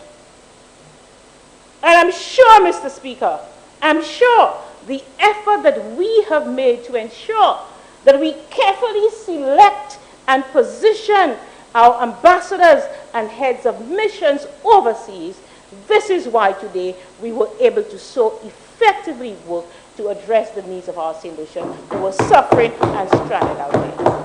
We are a party of workers. We are a government of workers. Why didn't the former Minister of Foreign Affairs, if he cared so much about St. Lucians, why did he leave the Convention on the Rights of Persons with Disabilities on his desk for so long and did not bring it to Cabinet to get it approved? Why didn't he do it? Why was it left on his desk for so long? This is how you show you care, not by saying you care, not by just simply, oh, it's very easy to care when you're on the opposite side. It's very easy for you to care, to say what is not being done. But what did you do to show you care when you were in government and in a position to do it? So, why did the former Minister of Foreign Affairs, when he was traveling all over the place first class, that's what I'm told, I don't know. Mr. Speaker, the bilateral work agreement, you know what that is? You know what that is? The bilateral work agreement that we have just approved and the U.S. has approved for signing decades. It was on the desk of ministers, including his desk, for the last 5 years prior to us coming into office. You know what that affords St. Lucians who get posted overseas, our own nationals who are posted overseas, their spouses can work in the U.S. when they're posted. For 5 years, you had this sitting on your desk and you did nothing about it. And you're telling me today you care? You didn't care about your own staff who were posted overseas. Mr. Speaker, if the spouse of a staff member is a doctor, just say for example, and is posted overseas, in order to take up that appointment, that doctor must give up his profession because he wouldn't be allowed to work overseas. When I sat at the mission at the United Nations, I saw a letter where Julian Hunt was complaining that his wife, who was a teacher, could not take up employment in the U.S. because there was not this bilateral work agreement. Most of the other countries had signed it. St. Lucia hadn't. It's only recently, during this administration, we've been able to do it. You sat down there for 5 years. This was on your desk, and you never signed it, not even to help your staff. And you're now saying you care so much? Show me you care. Don't tell me you care. Show me you care. Don't tell me you care. Mr. Speaker, that same Minister of Foreign Affairs, former Minister of Foreign Affairs, member for Labrie, what did he tell us to do about the St. Jude Hospital, which the report clearly said was not fit to be a hospital? What did he say? Just throw some chemical in there and put the patients in there. You care? Okay. You don't want us to bring in horses for investment, but you want us to treat people like horses and just throw them in a place that's not fit for patients to be in? That's how you show you care? That's how you show you care? Just throw some chemical in the place and pack the people in there? That's how you show you care? No, Mr. Speaker. This Minister for Economic Development, and the Minister for Health, who I must say, and I said on a program recently, is the most caring and compassionate person I have ever met. Honorable Mary Isaac. Yes, she is one of the most caring and compassionate people I have ever met. And you know something? She does her work quietly, but she does her work well. The people of Castries South know it. Because when you've touched someone's life, when you've touched someone's life, you've not just touched a person's life, you've touched the life of every person who will come into contact with them. The people of Castries South know it. They know it, right? So this is what we have done. So, Mr. Speaker, and again, I remind people often that when I entered politics, we didn't even have the cell phone. No, we didn't have the cell phone. In fact, I remember I was given a little pager, and the pager would say, call the Prime Minister. And you would have to go and find a landline somewhere to make a call. And when we got a cell phone this big like that, and I was scared to use it. And I was one of those who said, you know, I'm never going to use this thing. I was scared to use it. And nowadays, social media, everybody's a celebrity. Everybody's an expert. All you do is, you stay in your home and you do some video and you immediately become an expert because it's sent all over social media. So, Mr. Speaker, nowadays, you're expected to say what you're doing. So you're supposed to say, okay, I intend to do this, or I'm going to do this, or I am doing it, or I have done it. Mr. Speaker, I prefer to just do it. I prefer to just do it. Because if I've got to say what I intend to do, what I plan to do, and while I'm doing it, I must have a camera on me showing me doing it, and then I must post what I have done, it stops me from doing.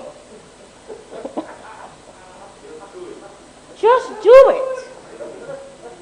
So, Mr. Speaker, and that is what this government is about. Now, I want to go back again to the infrastructure and dealing with COVID.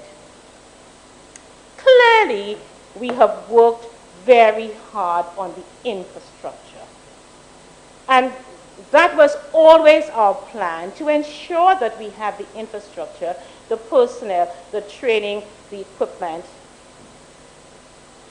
the respirators, whatever have you, should in case there is a spike. Because that was how we saw the pattern developing. Unless, of course, and that's the important point here, unless, of course, you were able to keep your numbers down. But how is COVID spread?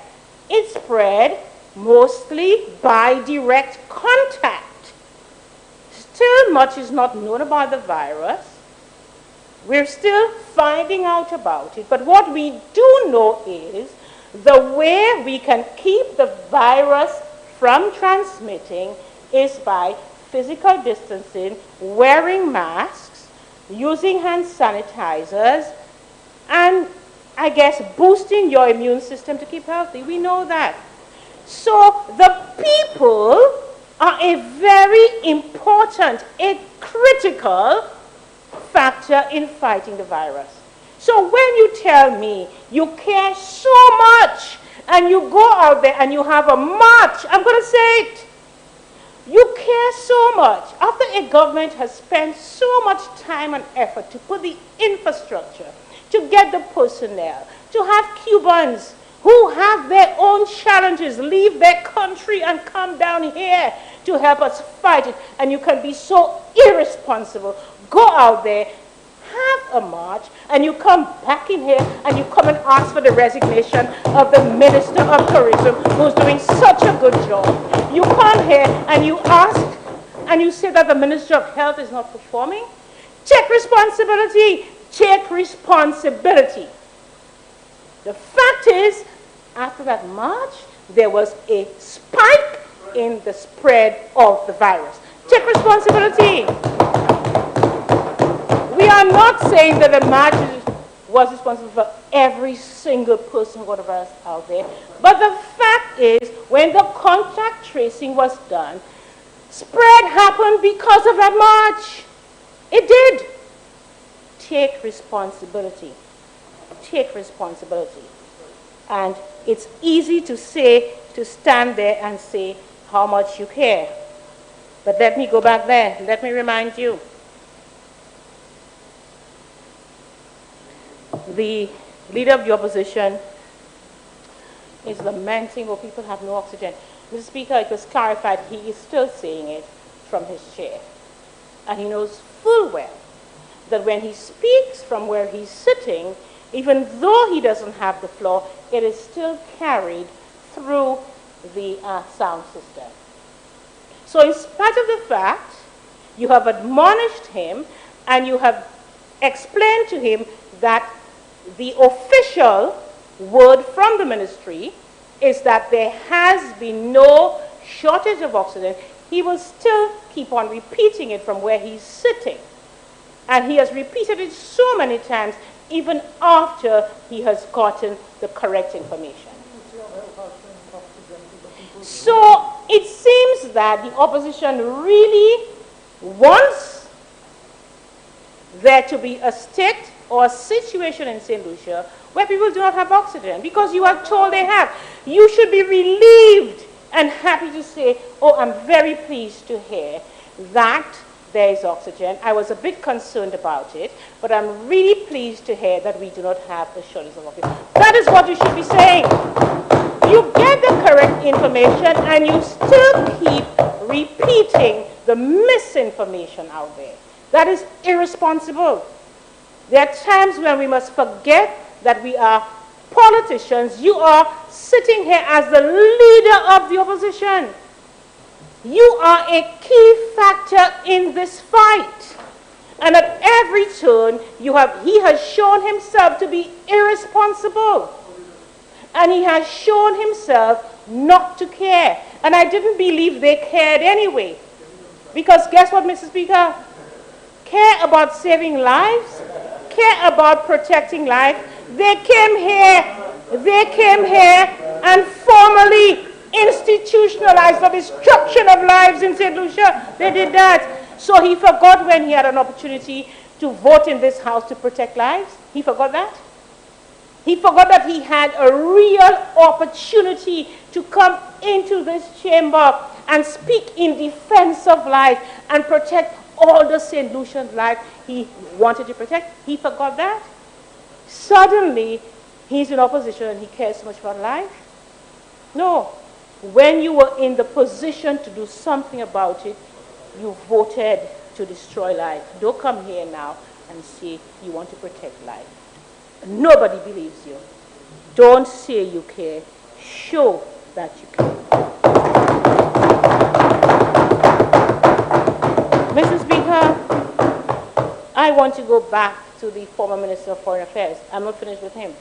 Although I know the Prime Minister will speak to the vaccine, but I'm not finished with him. Mr. Speaker, you see, the way I was brought up, I mean, my father died when I was 16, but he instilled a lot of values in me, and I thank him for that. And my mother, of course, died quite a while ago as well, but they instilled some values in us that I thank them for. And one of the things we were not allowed to do in our family is boast. I mean, my mother's favorite word was a braggart. Don't be a braggart. We were not allowed to boast at all in our family. For the slightest thing, you couldn't say, look what I did. Mr. Speaker, when someone is quiet, when we don't say, I did and I did, because in this world we live in now with social media and politics, you are expected to say, I did. You're expected to show everything you did. You're expected to have a camera on you when you're doing.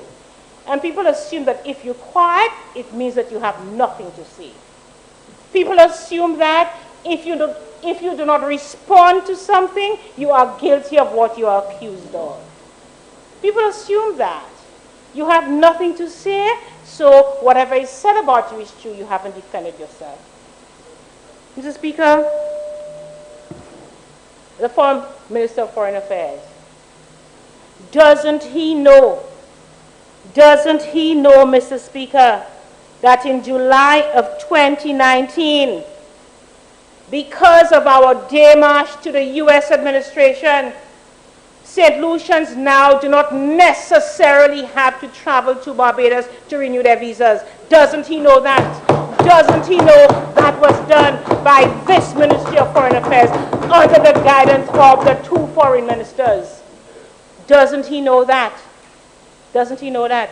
Doesn't he know, Mr. Speaker, that from October 2019, we have had a Canadian visa application center in St. Lucia. So St. Lucians do not necessarily have to go to Trinidad to apply for visas. Doesn't he know that? All they're talking about is cash transfers. Cash transfers. That is saving St. Lucians money and keeping cash in their pocket. You don't just help people. You don't just help people by giving them money. Of course people need help with getting support, direct support. And we have been doing that. But what is more important is that we are building infrastructure, institutions, and assisting St. Lucians so that they can assist themselves. Doesn't he know about the income tax, the import duty waivers? We have ensured that the smaller business people, like the hairdressers and the barbers and the people who have the salons and the small business, can bring their goods in and can qualify for duties. Doesn't he know that? This is how you help the small man, not just by simply taking money and giving to him. Of course, direct support is always needed. But people want to feel empowered. They want to empower themselves. And this is what this government is doing. Understand that we work differently. They must understand we work differently from them. They must understand that. Why? Because we value people. We value people's dignity. And not everybody simply wants a handout. Most people want to feel that they have worked for the money that they have. This is what gives them dignity. Building resilience, this is what builds a resilient people. Understand what you're talking about. When you hear the word resilient, don't just come and talk about giving people money. Yes, people need to know that they, by their own sweat, have been able to put food on the table for their families. This is what makes heads of households. This is what makes them feel that they are providing for their families, not because someone has given them something and they put it on the table. We say that knowing that we've done so much to provide direct support, but we are also creating the environment where we can build a resilient people so that all of the investment we're making and the structures we're building with this money we borrow is sustainable. In the previous administration, you ask them, what did they do about crime? They tell you how much money they spent. What did you do about crime? How much money you spent? That's why they had to ask the criminals to give us a break, for Christmas, mind you. They had to ask the criminals to give us a break for Christmas. So they cared only around Christmas. So if the criminals give us a break for Christmas, they can rob us and kill us during the year. It doesn't matter. Just give the people a break for Christmas. That's not how you show you care. People read through these things. People read through these things, Mr. Speaker. And thank God, we have a discerning electorate. Maybe, I don't know, well, I did see some statistics recently. That show there's so many people on social media. And so, Mr. Speaker, I am one of those who has to get up to speed. And I was so happy that I did my recent, I made a debut on a program, but I want to get back to this. So the former Minister of Foreign Affairs, I am back on him again. Yes, and Mr. Speaker, yeah, because when you say nothing, people think you have nothing to say. And this is just a small taste because the budget debate will be coming up. And I will take the opportunity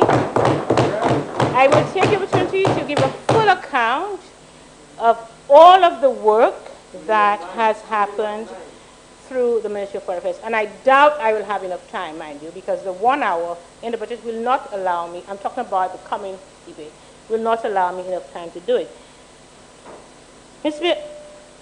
Does he know that through the efforts of the Ministry of Foreign Affairs, that the Women's Support Center recently got some additional assistance? When you stand here and attack a female minister of government, you need to remember that you have a lot of people in your constituency who are women, right, who do not appreciate it. You need to know that. They need to know that. That support center that was established around 2003 by the help of the Canadian government, while in office, we have consistently reminded them that they started this program and we would like them to continue investing in women and in gender relations in St. Lucia. Ask the Minister for Gender Relations. While they were in government, the shelter was closed. They did not even open a facility that would provide support for the women while it was closed. The women had to fend for themselves. The minister now got additional support through the help of the Ministry of Foreign Affairs to work on the shelter. In addition to that, support has come to the Canadian government to start a first house project to house vulnerable women and children. Stage 2. For all these years, you all have had the Upton Girls Garden Center crying. Why? Because whereas they could do interventions with girls and young women during the day, there is nowhere for them to sleep at nights. For years. So you mean to tell me, as a Minister of Foreign Affairs, with all of the great work that you did, and you say we're not doing anything, you didn't think, you can think to attack a woman, Minister of Health, that you cannot think, if you're thinking woman, to assist the women of St. Lucia who for so many years, some of them have had to sleep in the prisons where they committed no offense. Some of them have had to be at the mental wellness facility, not because they have a mental illness, but because there is nowhere to keep them overnight for safety. Some of them have had to go to the shelter to be kept, not because they have a domestic violence problem, but just to have them as safekeeping. Some of them have had to spend a night at the police station, not because they've committed an offense, but because there's nowhere else to keep them safely. Some of them had to be assisted with intervention and put right back on the street where the problem was in the first place. So, Mr. Speaker, I don't think I have to say much more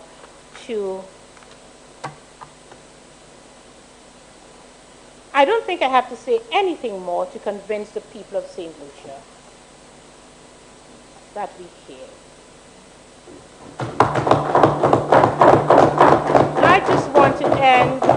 I want to end with a little experience that I had. When I lived over in England, Mr. Speaker, I had a personal challenge. It was an important thing that I needed dealt with that would have affected my family if I was not able to deal with it.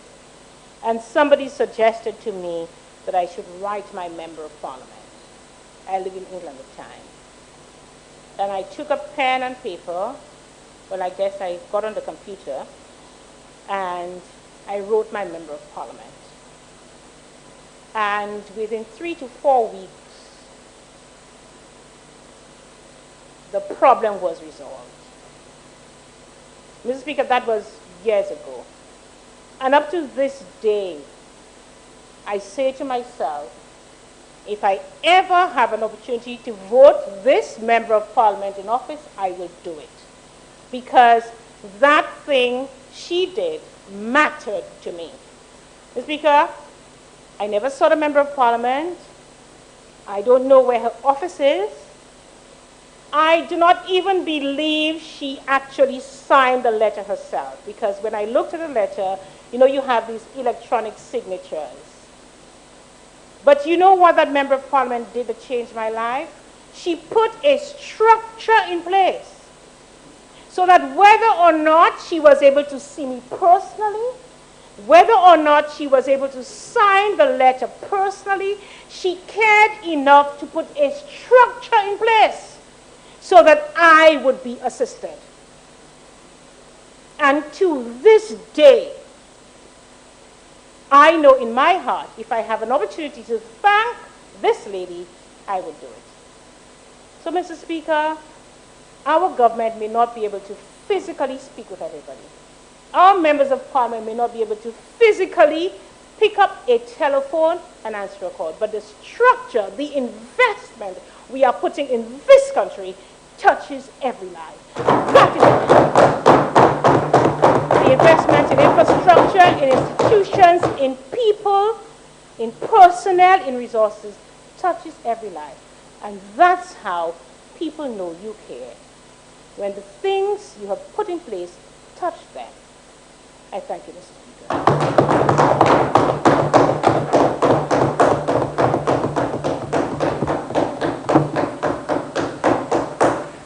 Mr. Speaker, I haven't spoken.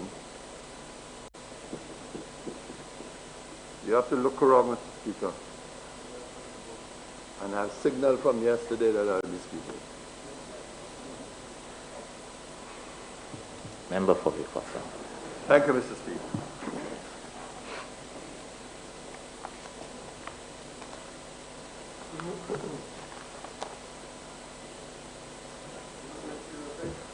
I'll do you a favor.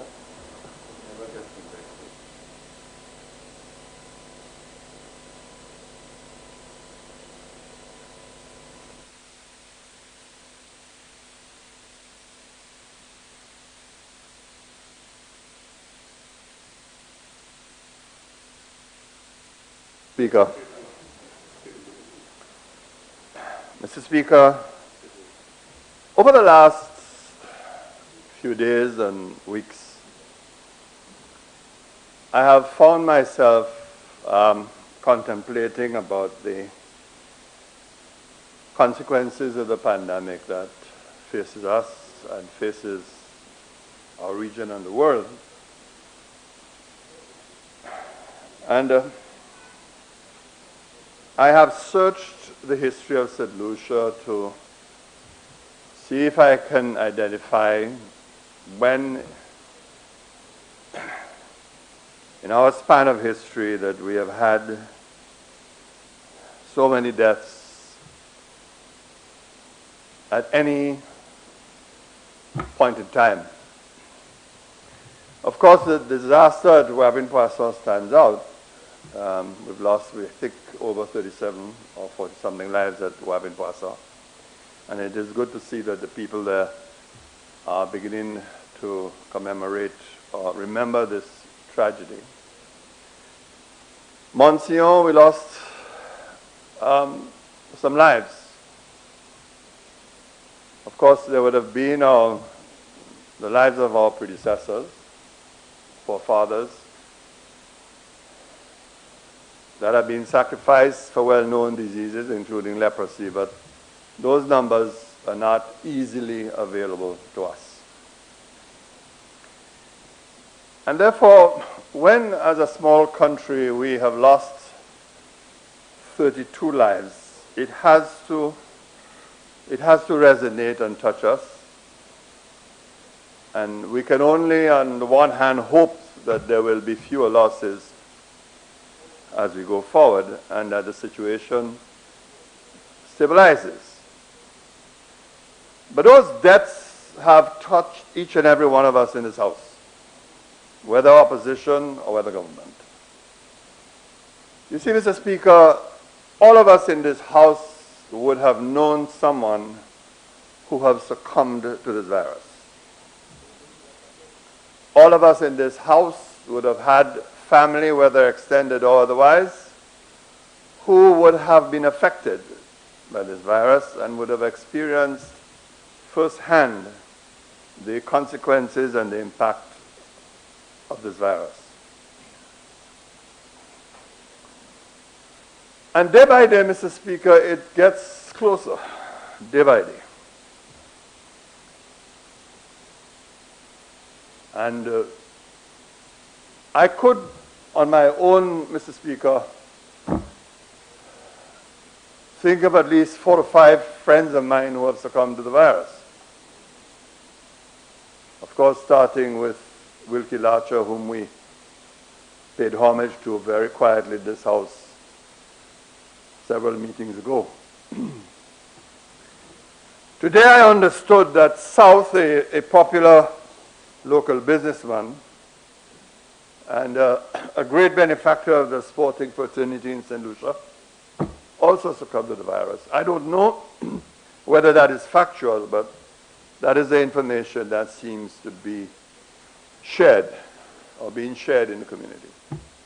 He was really, truly loved, and here was someone, whenever you went to him for sporting assistance, for shoes or whatever, athletic shoes, sporting shoes, he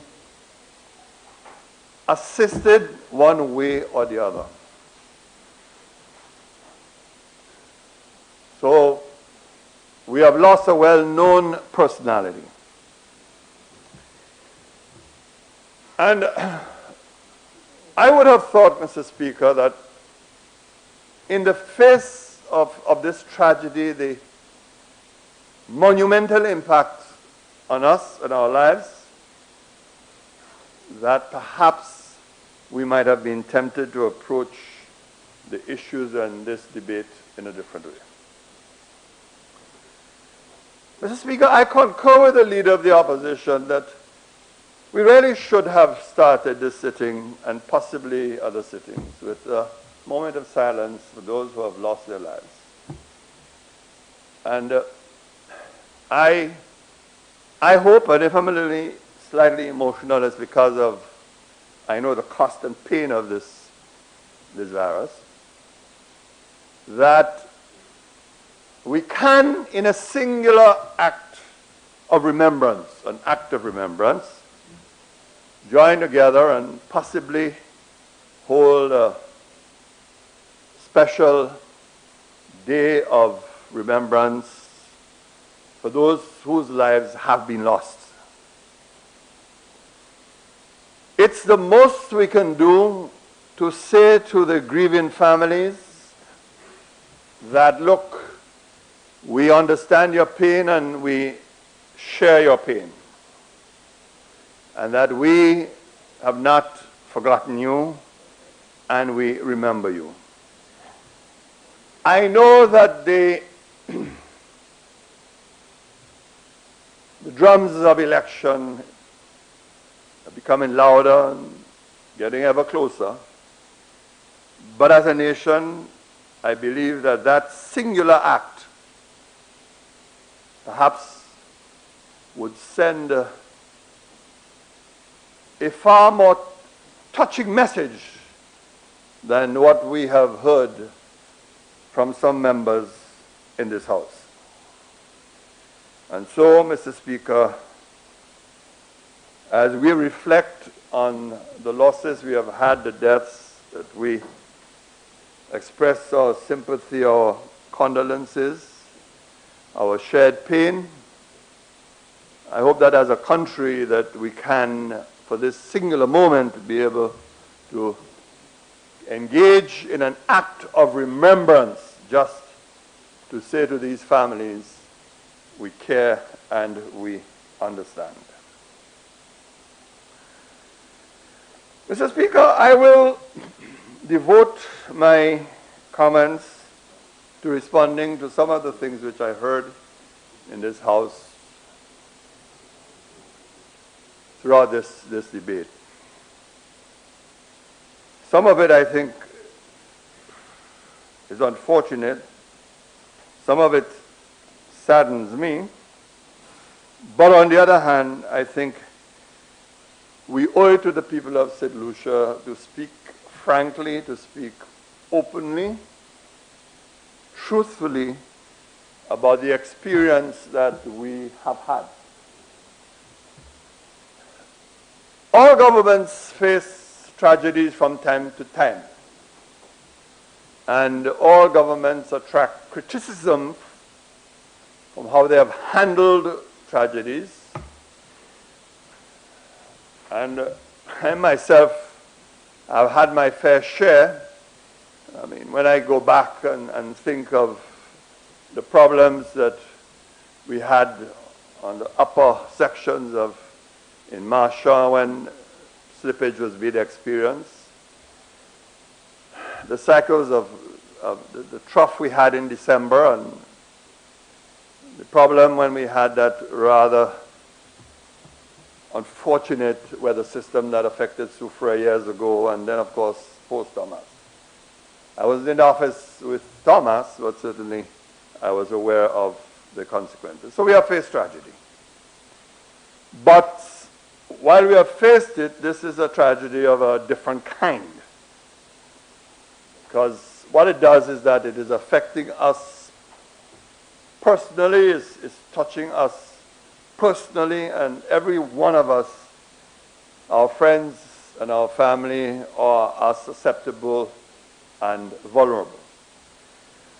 Some of us know that because of our age, that we are more vulnerable than others. And because of that, we have to take very special care and pay very special attention. Mr. Speaker, I think you know that I do on some occasions enjoy the contributions from the member from Castries Southeast. I have said so in Parliament, and notwithstanding the formidable differences we have, that there are moments of levity, there are moments when we have exchanges. And I did say to him yesterday that I thought the shine is rubbing off. And by that I meant, Mr. Speaker, that he was no longer as convincing as he may have been in the past. That he, I think, is not really thinking through what he's saying as he used to. Mr. Speaker, even if I say that, Mr. Speaker, and you were so generous to him, and of course even the Minister of Foreign Affairs, exceedingly generous to her, because I don't know for a moment whether she was debating the resolution or not, but I'll come to that. And obviously, Mr. Speaker, you know the rules of precedent. It means you have to be very generous with me too. And you see, as I said to my colleague next door, and I want to tell you, Mr. Speaker, I was attempting to construct a fence at the invitation of the member for Castries Southeast between him and I, but he insisted that no fence must exist. And so a while ago we had a very interesting discussion about parliamentary tactics and strategy. And yes, it's me. I had a discussion with him about parliamentary tactics and strategy. And of course, I think that while he wants to ascribe to me a new title, what he says, senior cockalorum. Now, Mr. Speaker, you know by definition the word cockalorum can never include the word senior, because it refers to only a little man, not senior. So we laugh, Mr. Speaker. And so he dismantled the fence, and we had an interesting exchange on parliamentary tactics and strategy, which I think is some part of the process and levity we must engage in. But I will say this, Mr. Speaker, the member from Castries Southeast is a master of alternative facts. There is no politician I have met who has the skill, the ability to transform facts and present them in an alternative way that appears to make sense. Mr. Speaker, the honorable member interprets, the honorable member invents, the honorable member reinvents, until the facts become so unrecognizable that you then have difficulty actually searching for the facts. But you know, Mr. Speaker, he has caused me some concern because I think he's getting forgetful. And that is a bad sign at a tender age. That's a very, very bad sign at a tender age. You see, you can say what you want about me that, well, I've crossed the threshold and so on, but the mind is still fairly sharp. And I mean, I can engage you in some discussion as to how to keep your mind sharp, razor sharp. But that is a matter outside of this house. I know I am your constituent, although you refuse to visit and clean up the roads and repair the roads, but that's a different issue. And I will address that in due course. But what I wanted to say to you is this. I could not. I know when you're there. The trees whisper to me that you are passing. Yes. Yes. You come in the dark of nights. I know. So, Mr. Speaker. Mr. Speaker. The honorable member says that, look, and he is responding, I think, to the member for his neighbor, the member for Castries South, about whether the government is borrowing for the Millennium Highway or not. He says, I think the government only borrows $1 million. No, clearly that can't be right, Mr. Speaker, because we have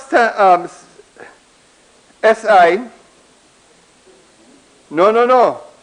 number 83 of 2020, June the 5th, yes. And it says, yes, it's SI 83 of 2020, and it says,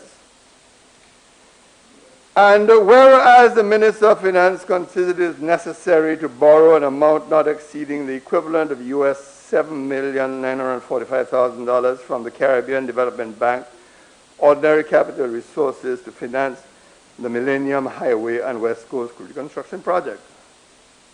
So, I mean, clearly he had a moment when he forgot, and no, I don't need to make it a part of the record of the House because, in fact, it has already been enacted. So I worry when he begins to forget so easily.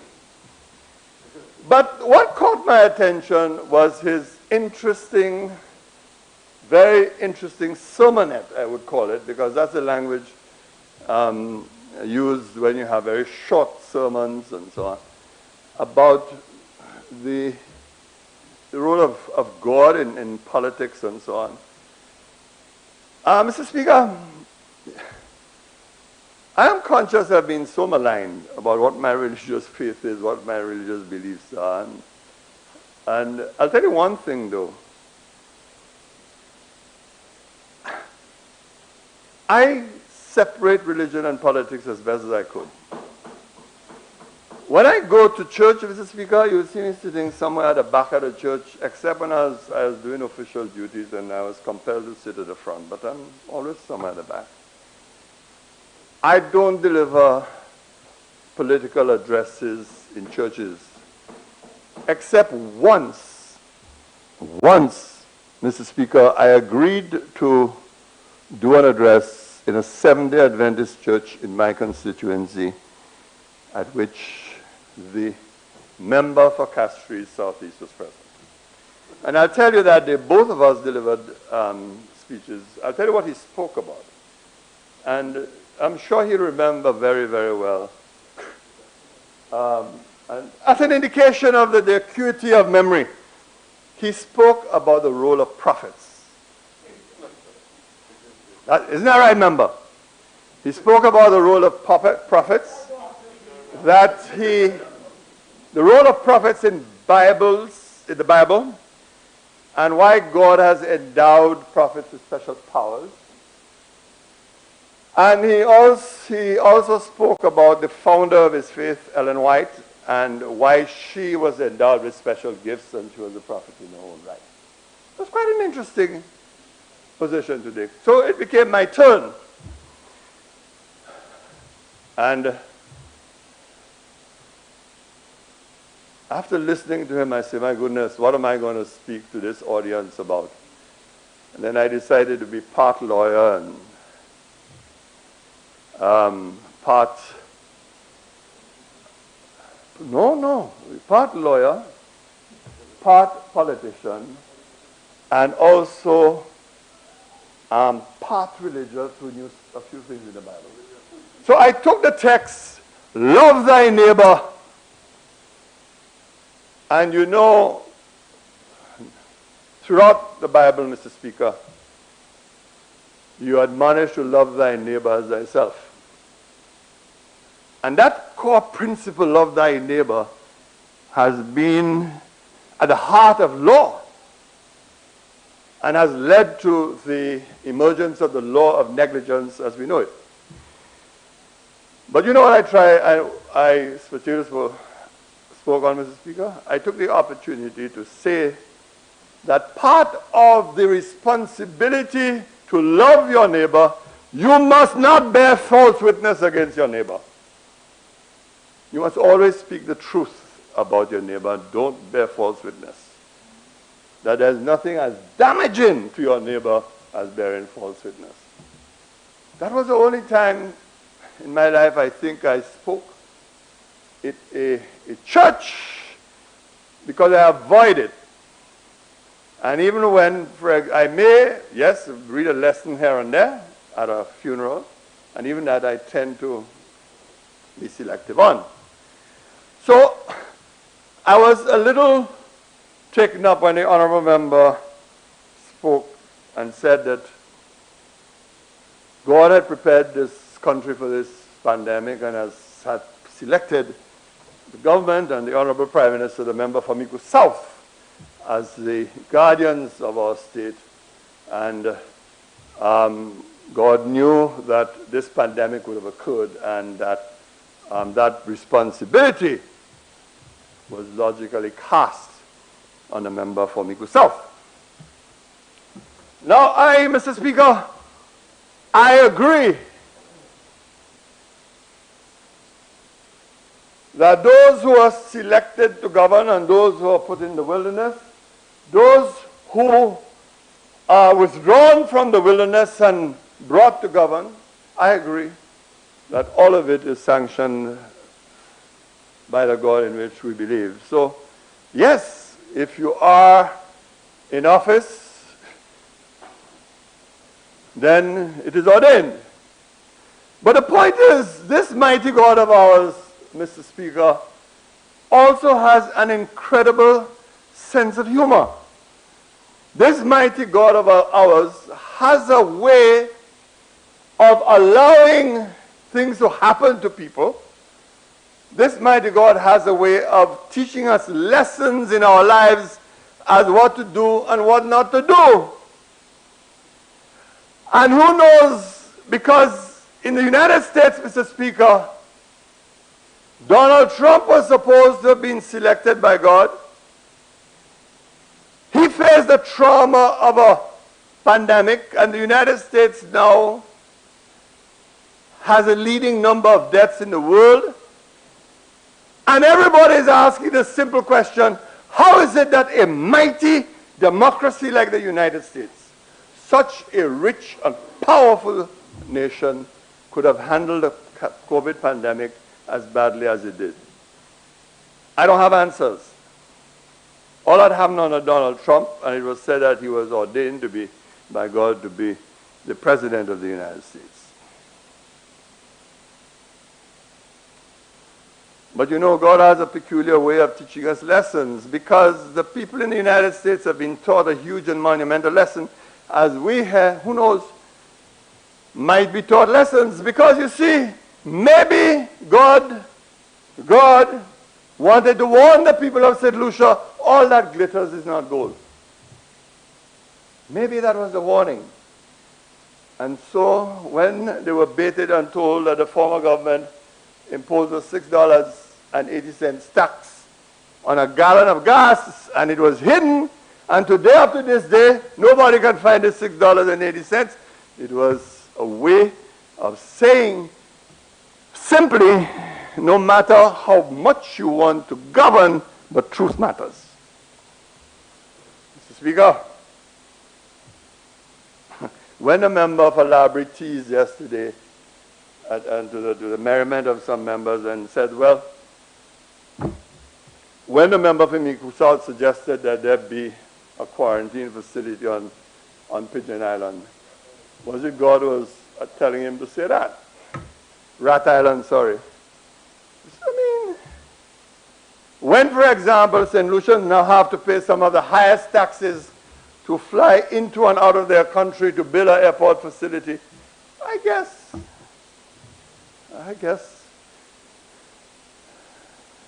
this was also ordained. And maybe that's a fundamental lesson. All that glitters is not gold. And we were told, too, that VAT would be reduced and then removed. We are now approaching 4 months, and there's not much time left. VAT is still on our statute books, despite the fact that we constantly urged and warned that, look, removing VAT is going to be a monumental undertaking. And, of course, we can always blame everything on COVID these days.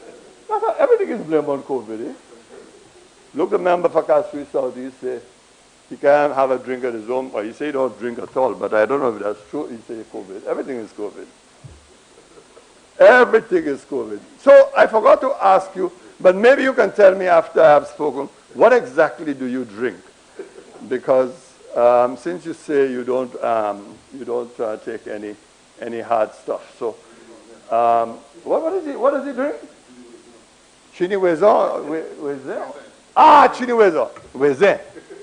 That's what I'm told that you drink. Now, Mr. Speaker, I listened today with interest by the contribution of the member for Central Castries. No, I never get her vexed. I never get her vexed. But you know, Mr. Speaker, I have sat in this house for the last couple of years, and to be honest, of course, I'm not present at all sessions of the House, but I can't recall her speaking for so long as she spoke today. I think today, I mean, she figured that she was on a roll, and of course, she targeted everybody, myself, the leader of the opposition, but then, of course, the former Minister of Foreign Affairs, who unfortunately was absent. But the individual that I know would be studying her speech very carefully, so I would expect a reply. I thought for a moment, Mr. Speaker, that she was actually rebutting, she was engaged in a budget rebuttal, because she roamed freely and widely and talked of things totally disconnected to the resolution before us, as I'm attempting to avoid, so I'm going to refer to the resolution now, because I don't want you to take the bait.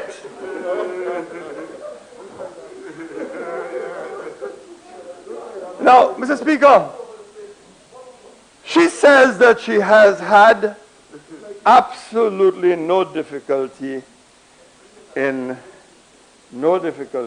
supporting the resolution for US $30 million from the International Development Association to finance the COVID-19 response.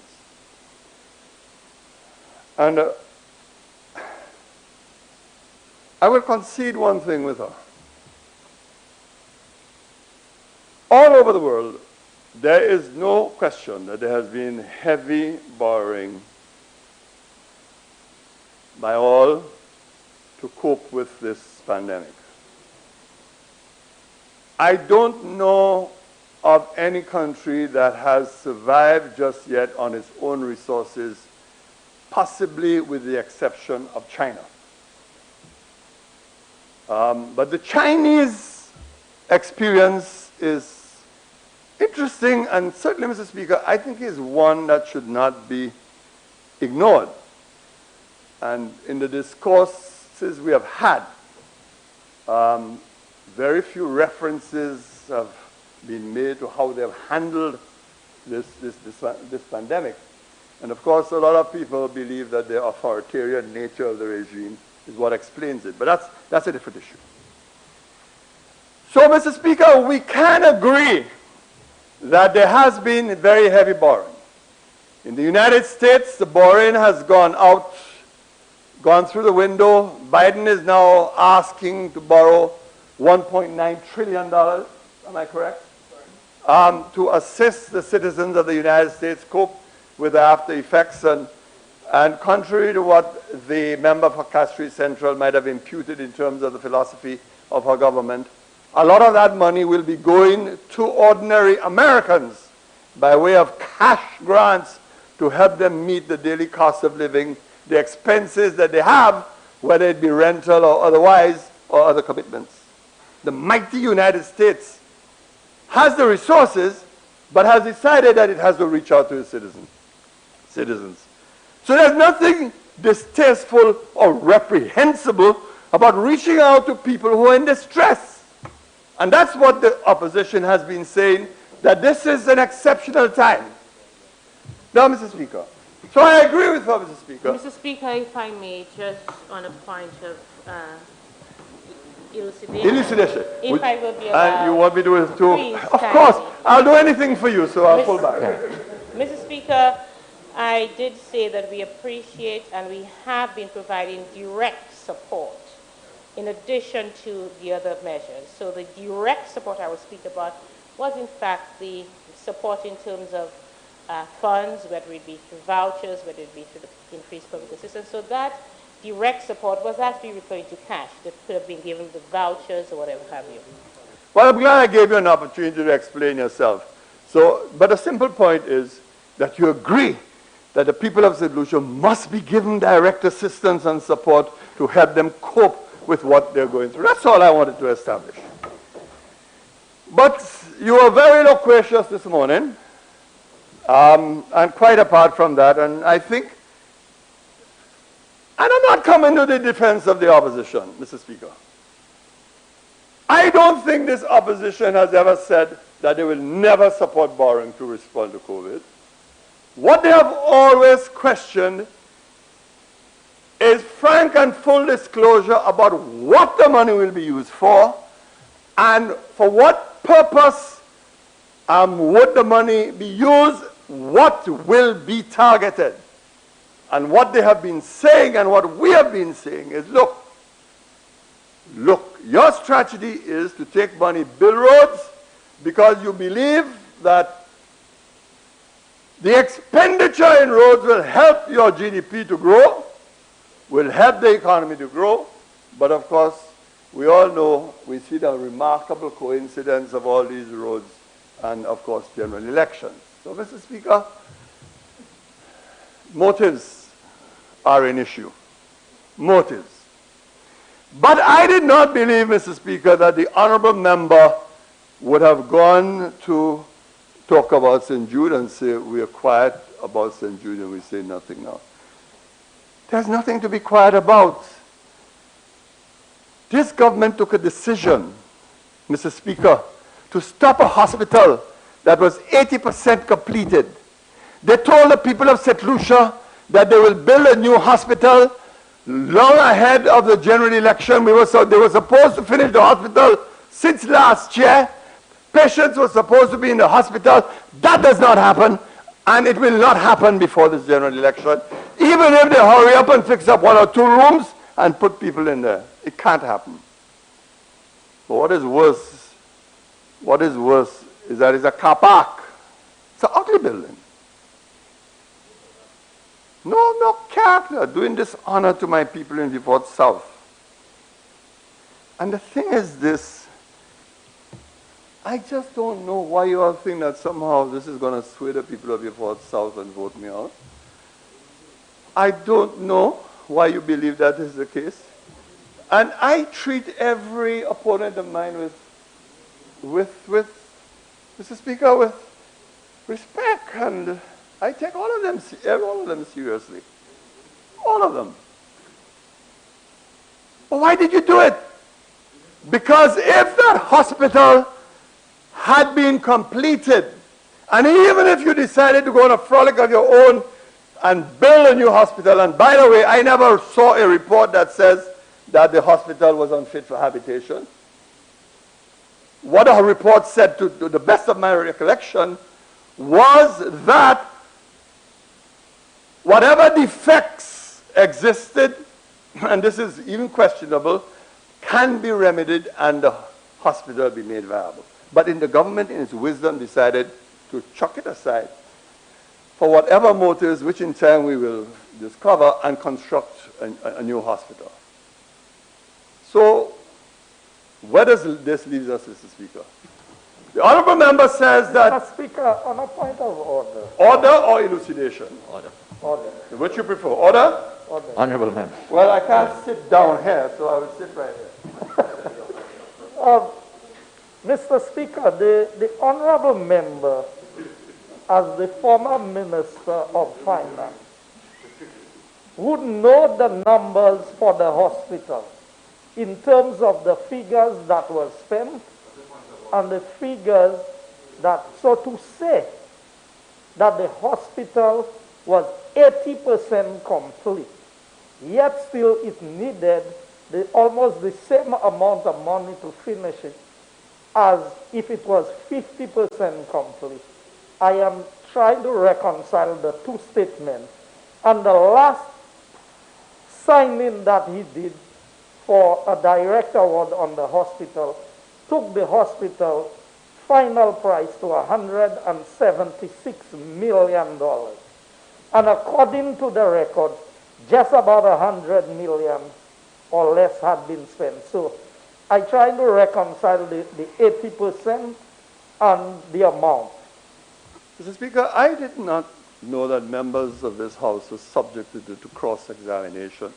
I have not ever mentioned pricing yet, a price of this, and you're right to ask me to continue and to disregard him. So I will do exactly as you have commanded me to do, and I will disregard him. I go back to the point made by the member for Central Castries, where she says that I left the hospital in transition and so on, and that where did not know where the stadium was going. Yes, we knew where the stadium was going, because we had had a hospital that was almost completed. It was a question of completing that hospital.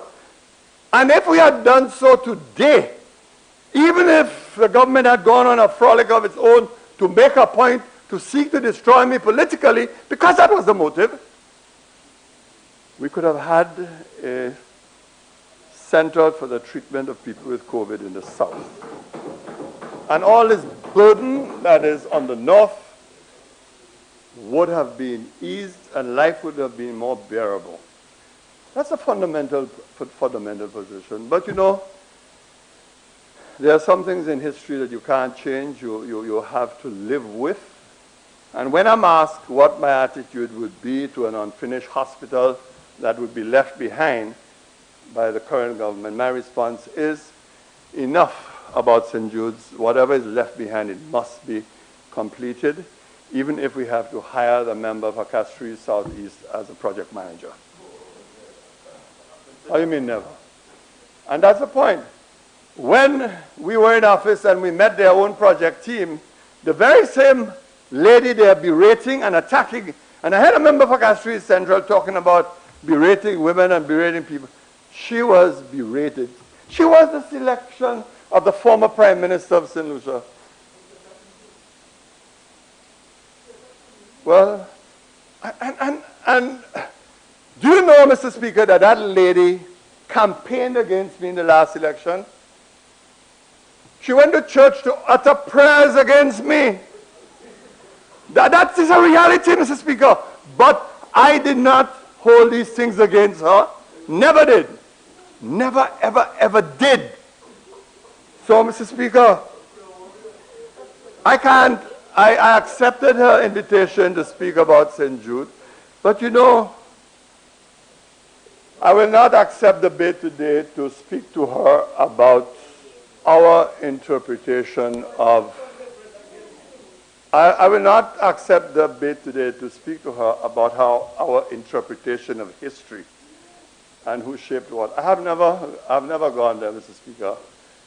But the time beckons when it may be necessary to revisit history to put the records straight, because I don't intend to go down I'm not going to go there right now, and you don't even bother to go there because I don't want to be distracted with what I'm going to say. So, Mr. Speaker, I just want to emphasize, Mr. Speaker, that there are all kinds of versions of history, and sometimes it may be necessary to ensure that there is a bottle to allow the other version to be said. Now, Mr. Speaker, I turn to the member for Ancillary Canneries, the head of the command center. In foreign policy language, there's a word they use called data. But that means that you calm the tensions, you now engage in rapprochement, you engage in peace and so on. And I thought when the honorable member started his contribution to the resolution to justify this loan, Mr. Speaker, this loan of $30 million US, that he was doing exceedingly well. He was not engaged in any acrimony for a change. No, not at the beginning. He was justifying step by step what has been happening and trying to itemize the accomplishments of the government. And then he opened that, he made that fatal mistake, opened that door, and then became very political. And in my exchange to him this morning, I said, in parliamentary debate, one of the things that you learn is not to open doors unnecessarily. Now, the member for Castries Southeast is a master of opening doors. I mean, he knows that because even when I was on the other side, I used to tell him how he opens doors, and that gave you an opportunity to respond. So, and you're a very generous speaker, very, very, very generous. Whatever I may think of how you handle business, but you're a generous speaker because when the doors open, you allow full entry. Yes. Yeah. Are you going to be opening any doors later because you have a resolution? Yes. Okay. All right. So, he made a point that St. Lucia is making significant strides in reducing COVID-positive cases. And then he says that they now have a capacity to test 800 persons per day. He said that. Then he says, and quite rightly, the most important thing is how many lives we're going to save going forward. That was a telling point because now we have the vaccine and so on.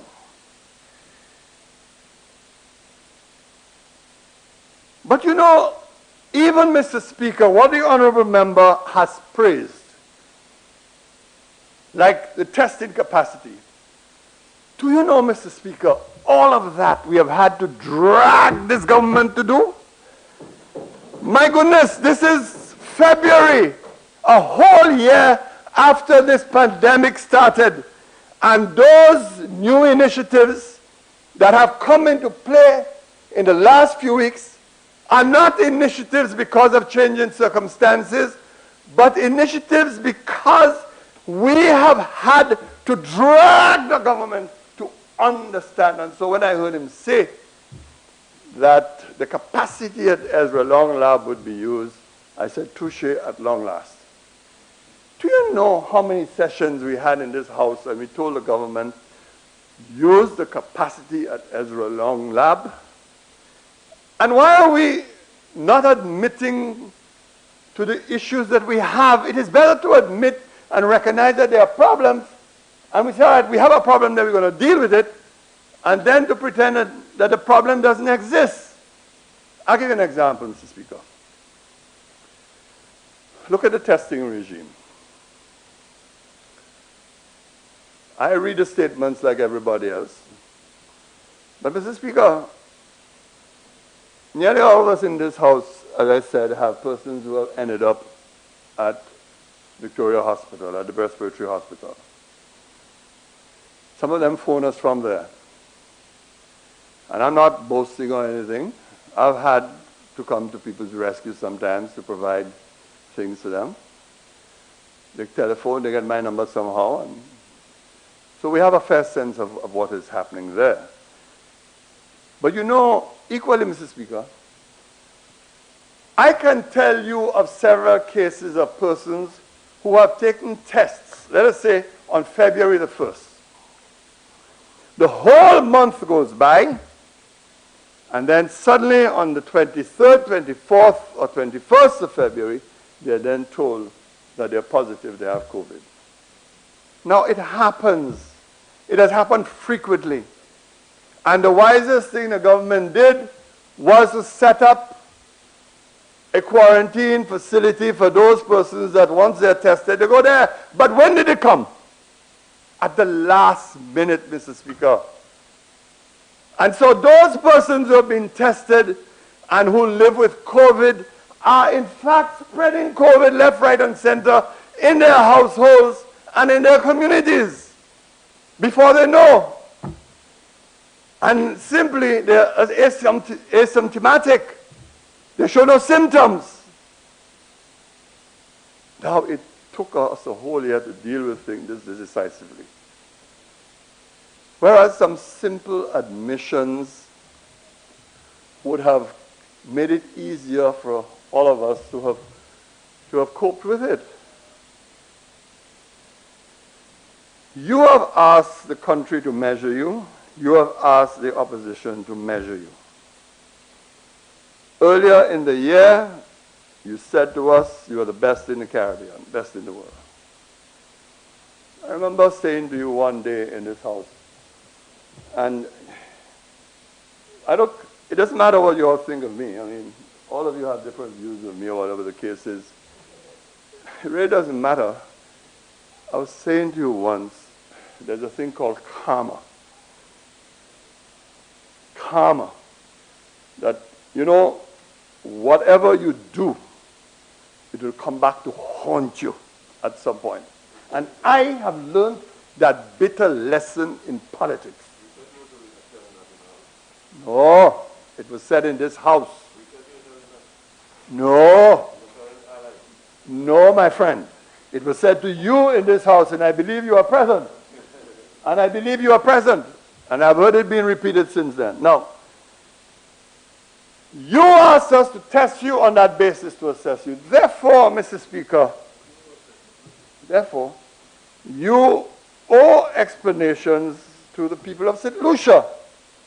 You need to explain to us why certain things have happened the way they do. I mean, come on. We have the 6th highest death rate in CARICOM now. We have the 6th highest. If you were to look at, to reduce it, the deaths per 10,000 of population, Belize would have 7.8, Bahamas 4.5, Suriname 2.5, Guyana 2.4, Montserrat 2.0, and then St. Lucia comes next at 1.7. Now, had this been handled differently, we can perhaps say, well, you know, we had peculiar all of us might have said that we had peculiar circumstances in St. Lucia because the medical facilities were under stress, which is true. Which is true. And I heard the member for Castries Central praising the Minister of Health sky high, but I want to tell a member for that Central Castries, never forget that the people of St. Lucia, the OKEU hospital, never ever forget that it's a creation of the St. Lucia Labour Party. Never. Never ever. So when you see her talking of legacy and who did what, understand that. Understand that. Now, look at another key component. Let us look at the testing rate comparison in CARICOM. How are we doing with testing?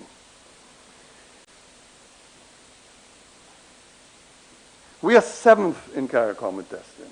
Why? Why so after 1 year, Mr. Speaker? We owe the people of St. Lucia an explanation. And whatever missteps that the government has made over this testing issue, because I have pointed out some of the pitfalls that we have had, it is good that they have moved to try to remedy some of the problems, but it is fair to say too that the opposition had to push them to remedy it. And other countries had to make decisions for us. Mr. Speaker, this is the comparison.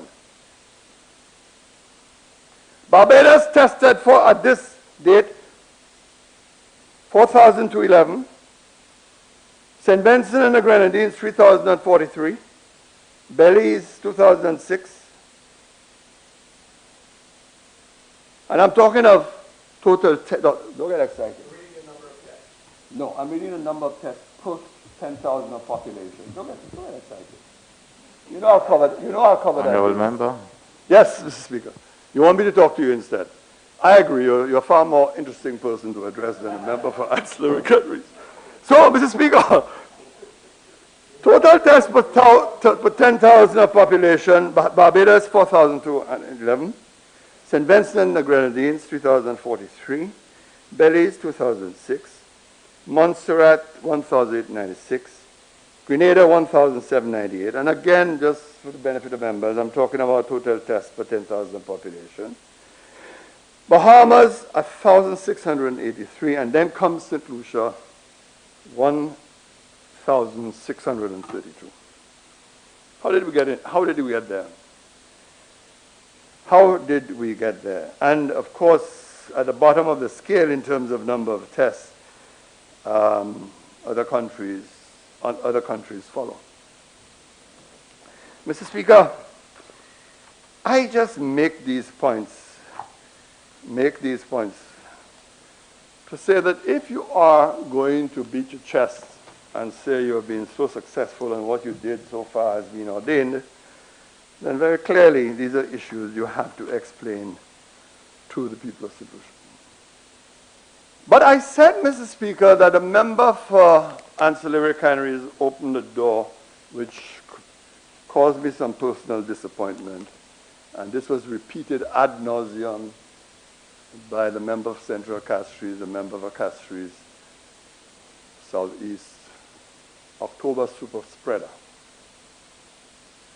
And part of the response of COVID is to deal with some of the myths. And maybe since they're so certain about that, and now that the CMO has had the opportunity of hindsight, and presumably more clinical analysis, she can make an authoritative statement to clarify that issue in the minds of the St. Lucian public. Because it's the same way they were saying fishermen were spreaders, backdoor spreaders. I don't know of any fishermen, and I've been making inquiries myself, who have brought back COVID to my community. And you know, before is the fishing port of St. Lucia. Maybe we are not helping our cause by spreading all these unnecessary myths. But I want to touch on a matter, Mr. Speaker. Mr. Speaker, there can be no doubt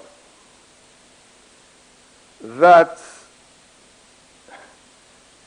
from October, November, December to January, we have had increases in the number of confirmed positive cases. The question I think that the member for ancillary canneries has to answer and explain, how is it that in 1 month, in January, you would have 1,057 confirmed cases? And again, Mr. Speaker, I don't know if you remember a previous session of the House that I attended, and I warned this House and said that there's going to be a dramatic increase over Christmas. So we had 1,057 cases at the end of January, a monumental spike. Now, if you look at, Mr. Speaker, the numbers for the varying months, And again, these statistics are compiled from the documentation that is available from the Ministry of Health. In October, there were 51 cases, 50 residents, 50 locals, end of October that is, and 1 returning national. In November, there were 179 cases, 164 residents, 15 visitors.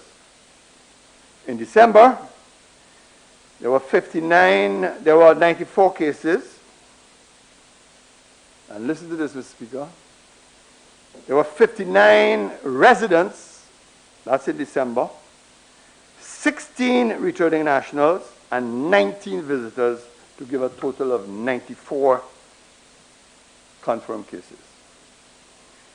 Then, in January, we had 1,057 cases, resident 1,043, returning national 0, visitor 14.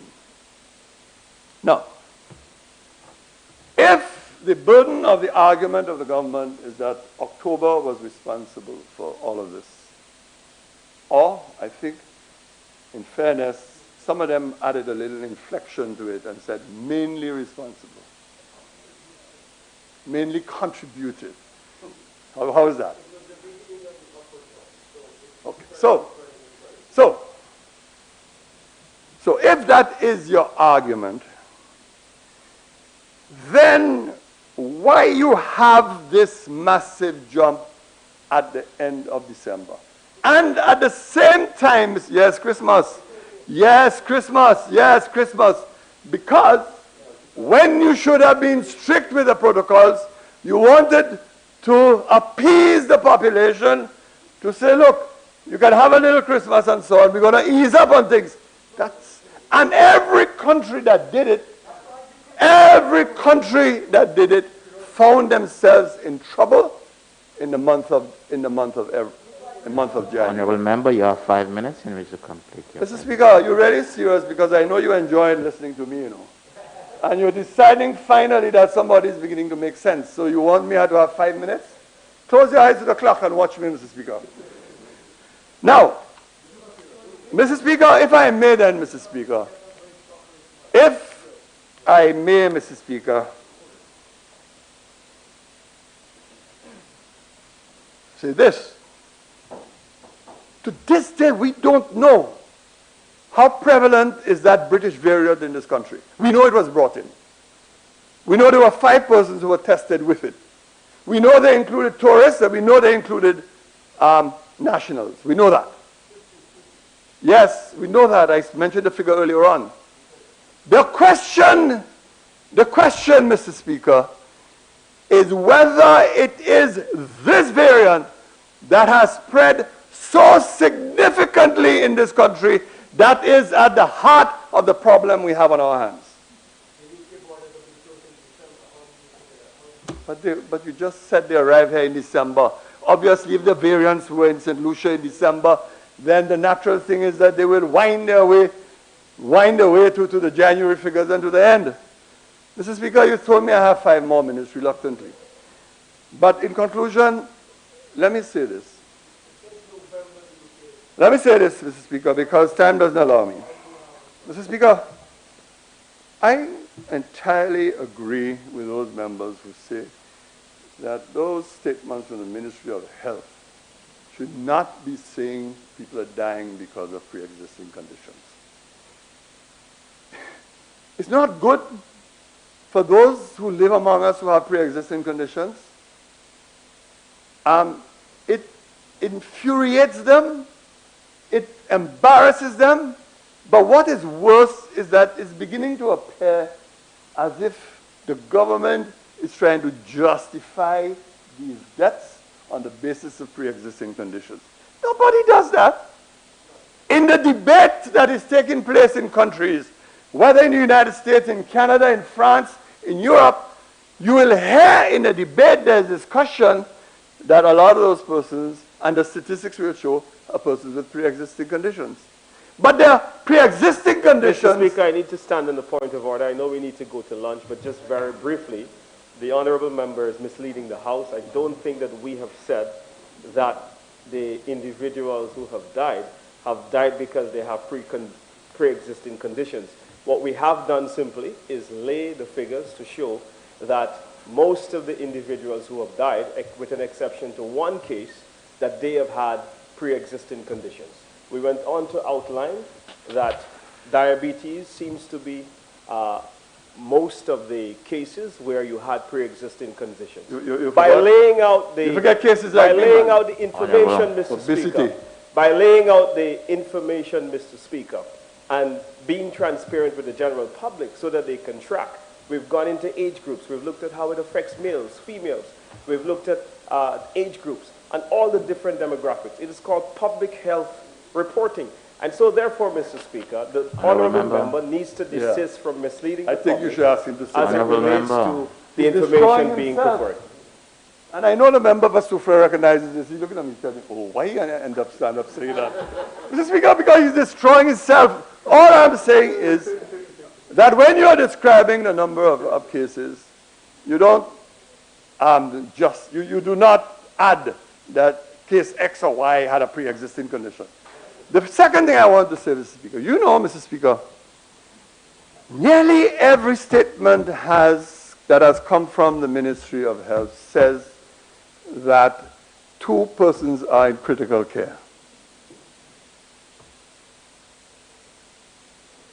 Can you ask the CMO, whoever is responsible for this, not to say that, Mr. Speaker?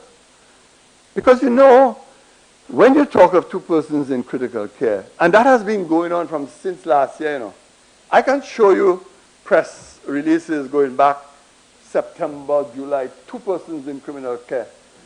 You are trying to suggest to the world that perhaps you can only deal with 2 cases in critical care, which is not the case.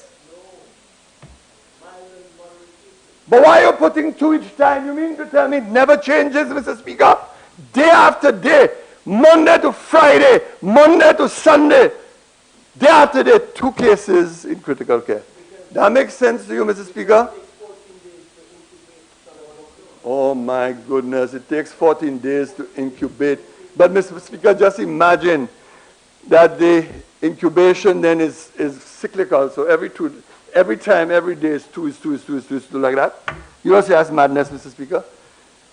Mr. Speaker, I think I have said enough to convince you, and I wish you were as generous with me as you were generous to the member for Castries Central. And I'm just teasing on a lighter note, Mr. Speaker, to say that I look forward to meeting her in the budget debate to respond to some of the things that she has said and to reinterpret the history we once shared. Thank you, Mr. Speaker.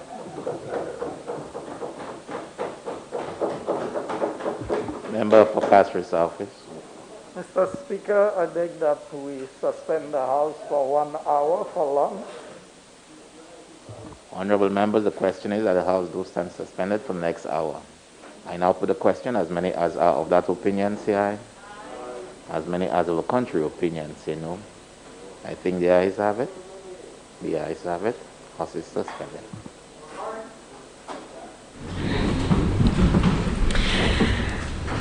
And the Honorable House has now taken a break, suspended for 1 hour, and will resume thereafter to continue today's sitting of the House of Assembly.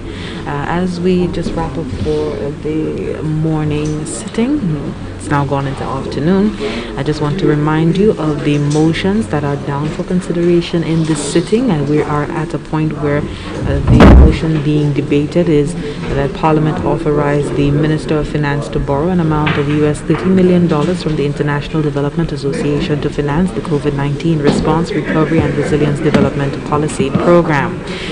We came off of debating the motion that Parliament approve an extension of time to lay the estimates before Parliament by a new date and no later than 15 days before the 31st day of March 2021 due to the impact of COVID-19 on the human resources of the Department of Finance and other government departments and agencies involved in the budget preparation process. When we do come back, we will see the Parliament, the House of Assembly, wrapping up its proceedings for this week and to give way for the Senate sitting by debating the motion for Parliament to authorize the Minister of Finance to borrow from the Caribbean Development Bank for the purpose of assisting in financing the 6th water, that is the Beaufort Water Supply Redevelopment Project. We do hope you could stay tuned for this afternoon's proceedings as well. In the meantime, we break. Oui, Jessica, nous argument qu'a continuer qu'on gouvernement qu'a fait créer pour qui ça nous besoin là, c'est expressément là il vient pour assistance nous besoin pour Covid, mais nous pas oublier ces émotions là qui c'est l'argent qu'a besoin qui on a ces projets à parler, c'est là il vient pour développement gloire, ça c'est yon là il vient pour résilience, un titre ça quoi, messieurs dames nous ici à Soudan deuxième jour là il vient pour gouvernement qu'a fait créer pour qui ça il besoin l'argent ça pour assister en Covid parmi l'autre bagaille, nous façade opposition fait caille qu'a dit enfin ça y est vous devez c'est plus pour laisser plus bagaille mettre en place et puis nous le gouvernement continue qu'a dit ça y a mettre à travail et ça qui a fait lancer ça c'est un bagaille qui continuellement qu'a changer quand il a agir puis quand il a changé quand nous quand considère venir point en pause nous aller pour déjeuner les nouveaux il continue ici discussion. Merci tellement pour vous qui avez nous écouter nous. Les venir pour discussion qui a fait ici en Caille Concert à ce mercredi.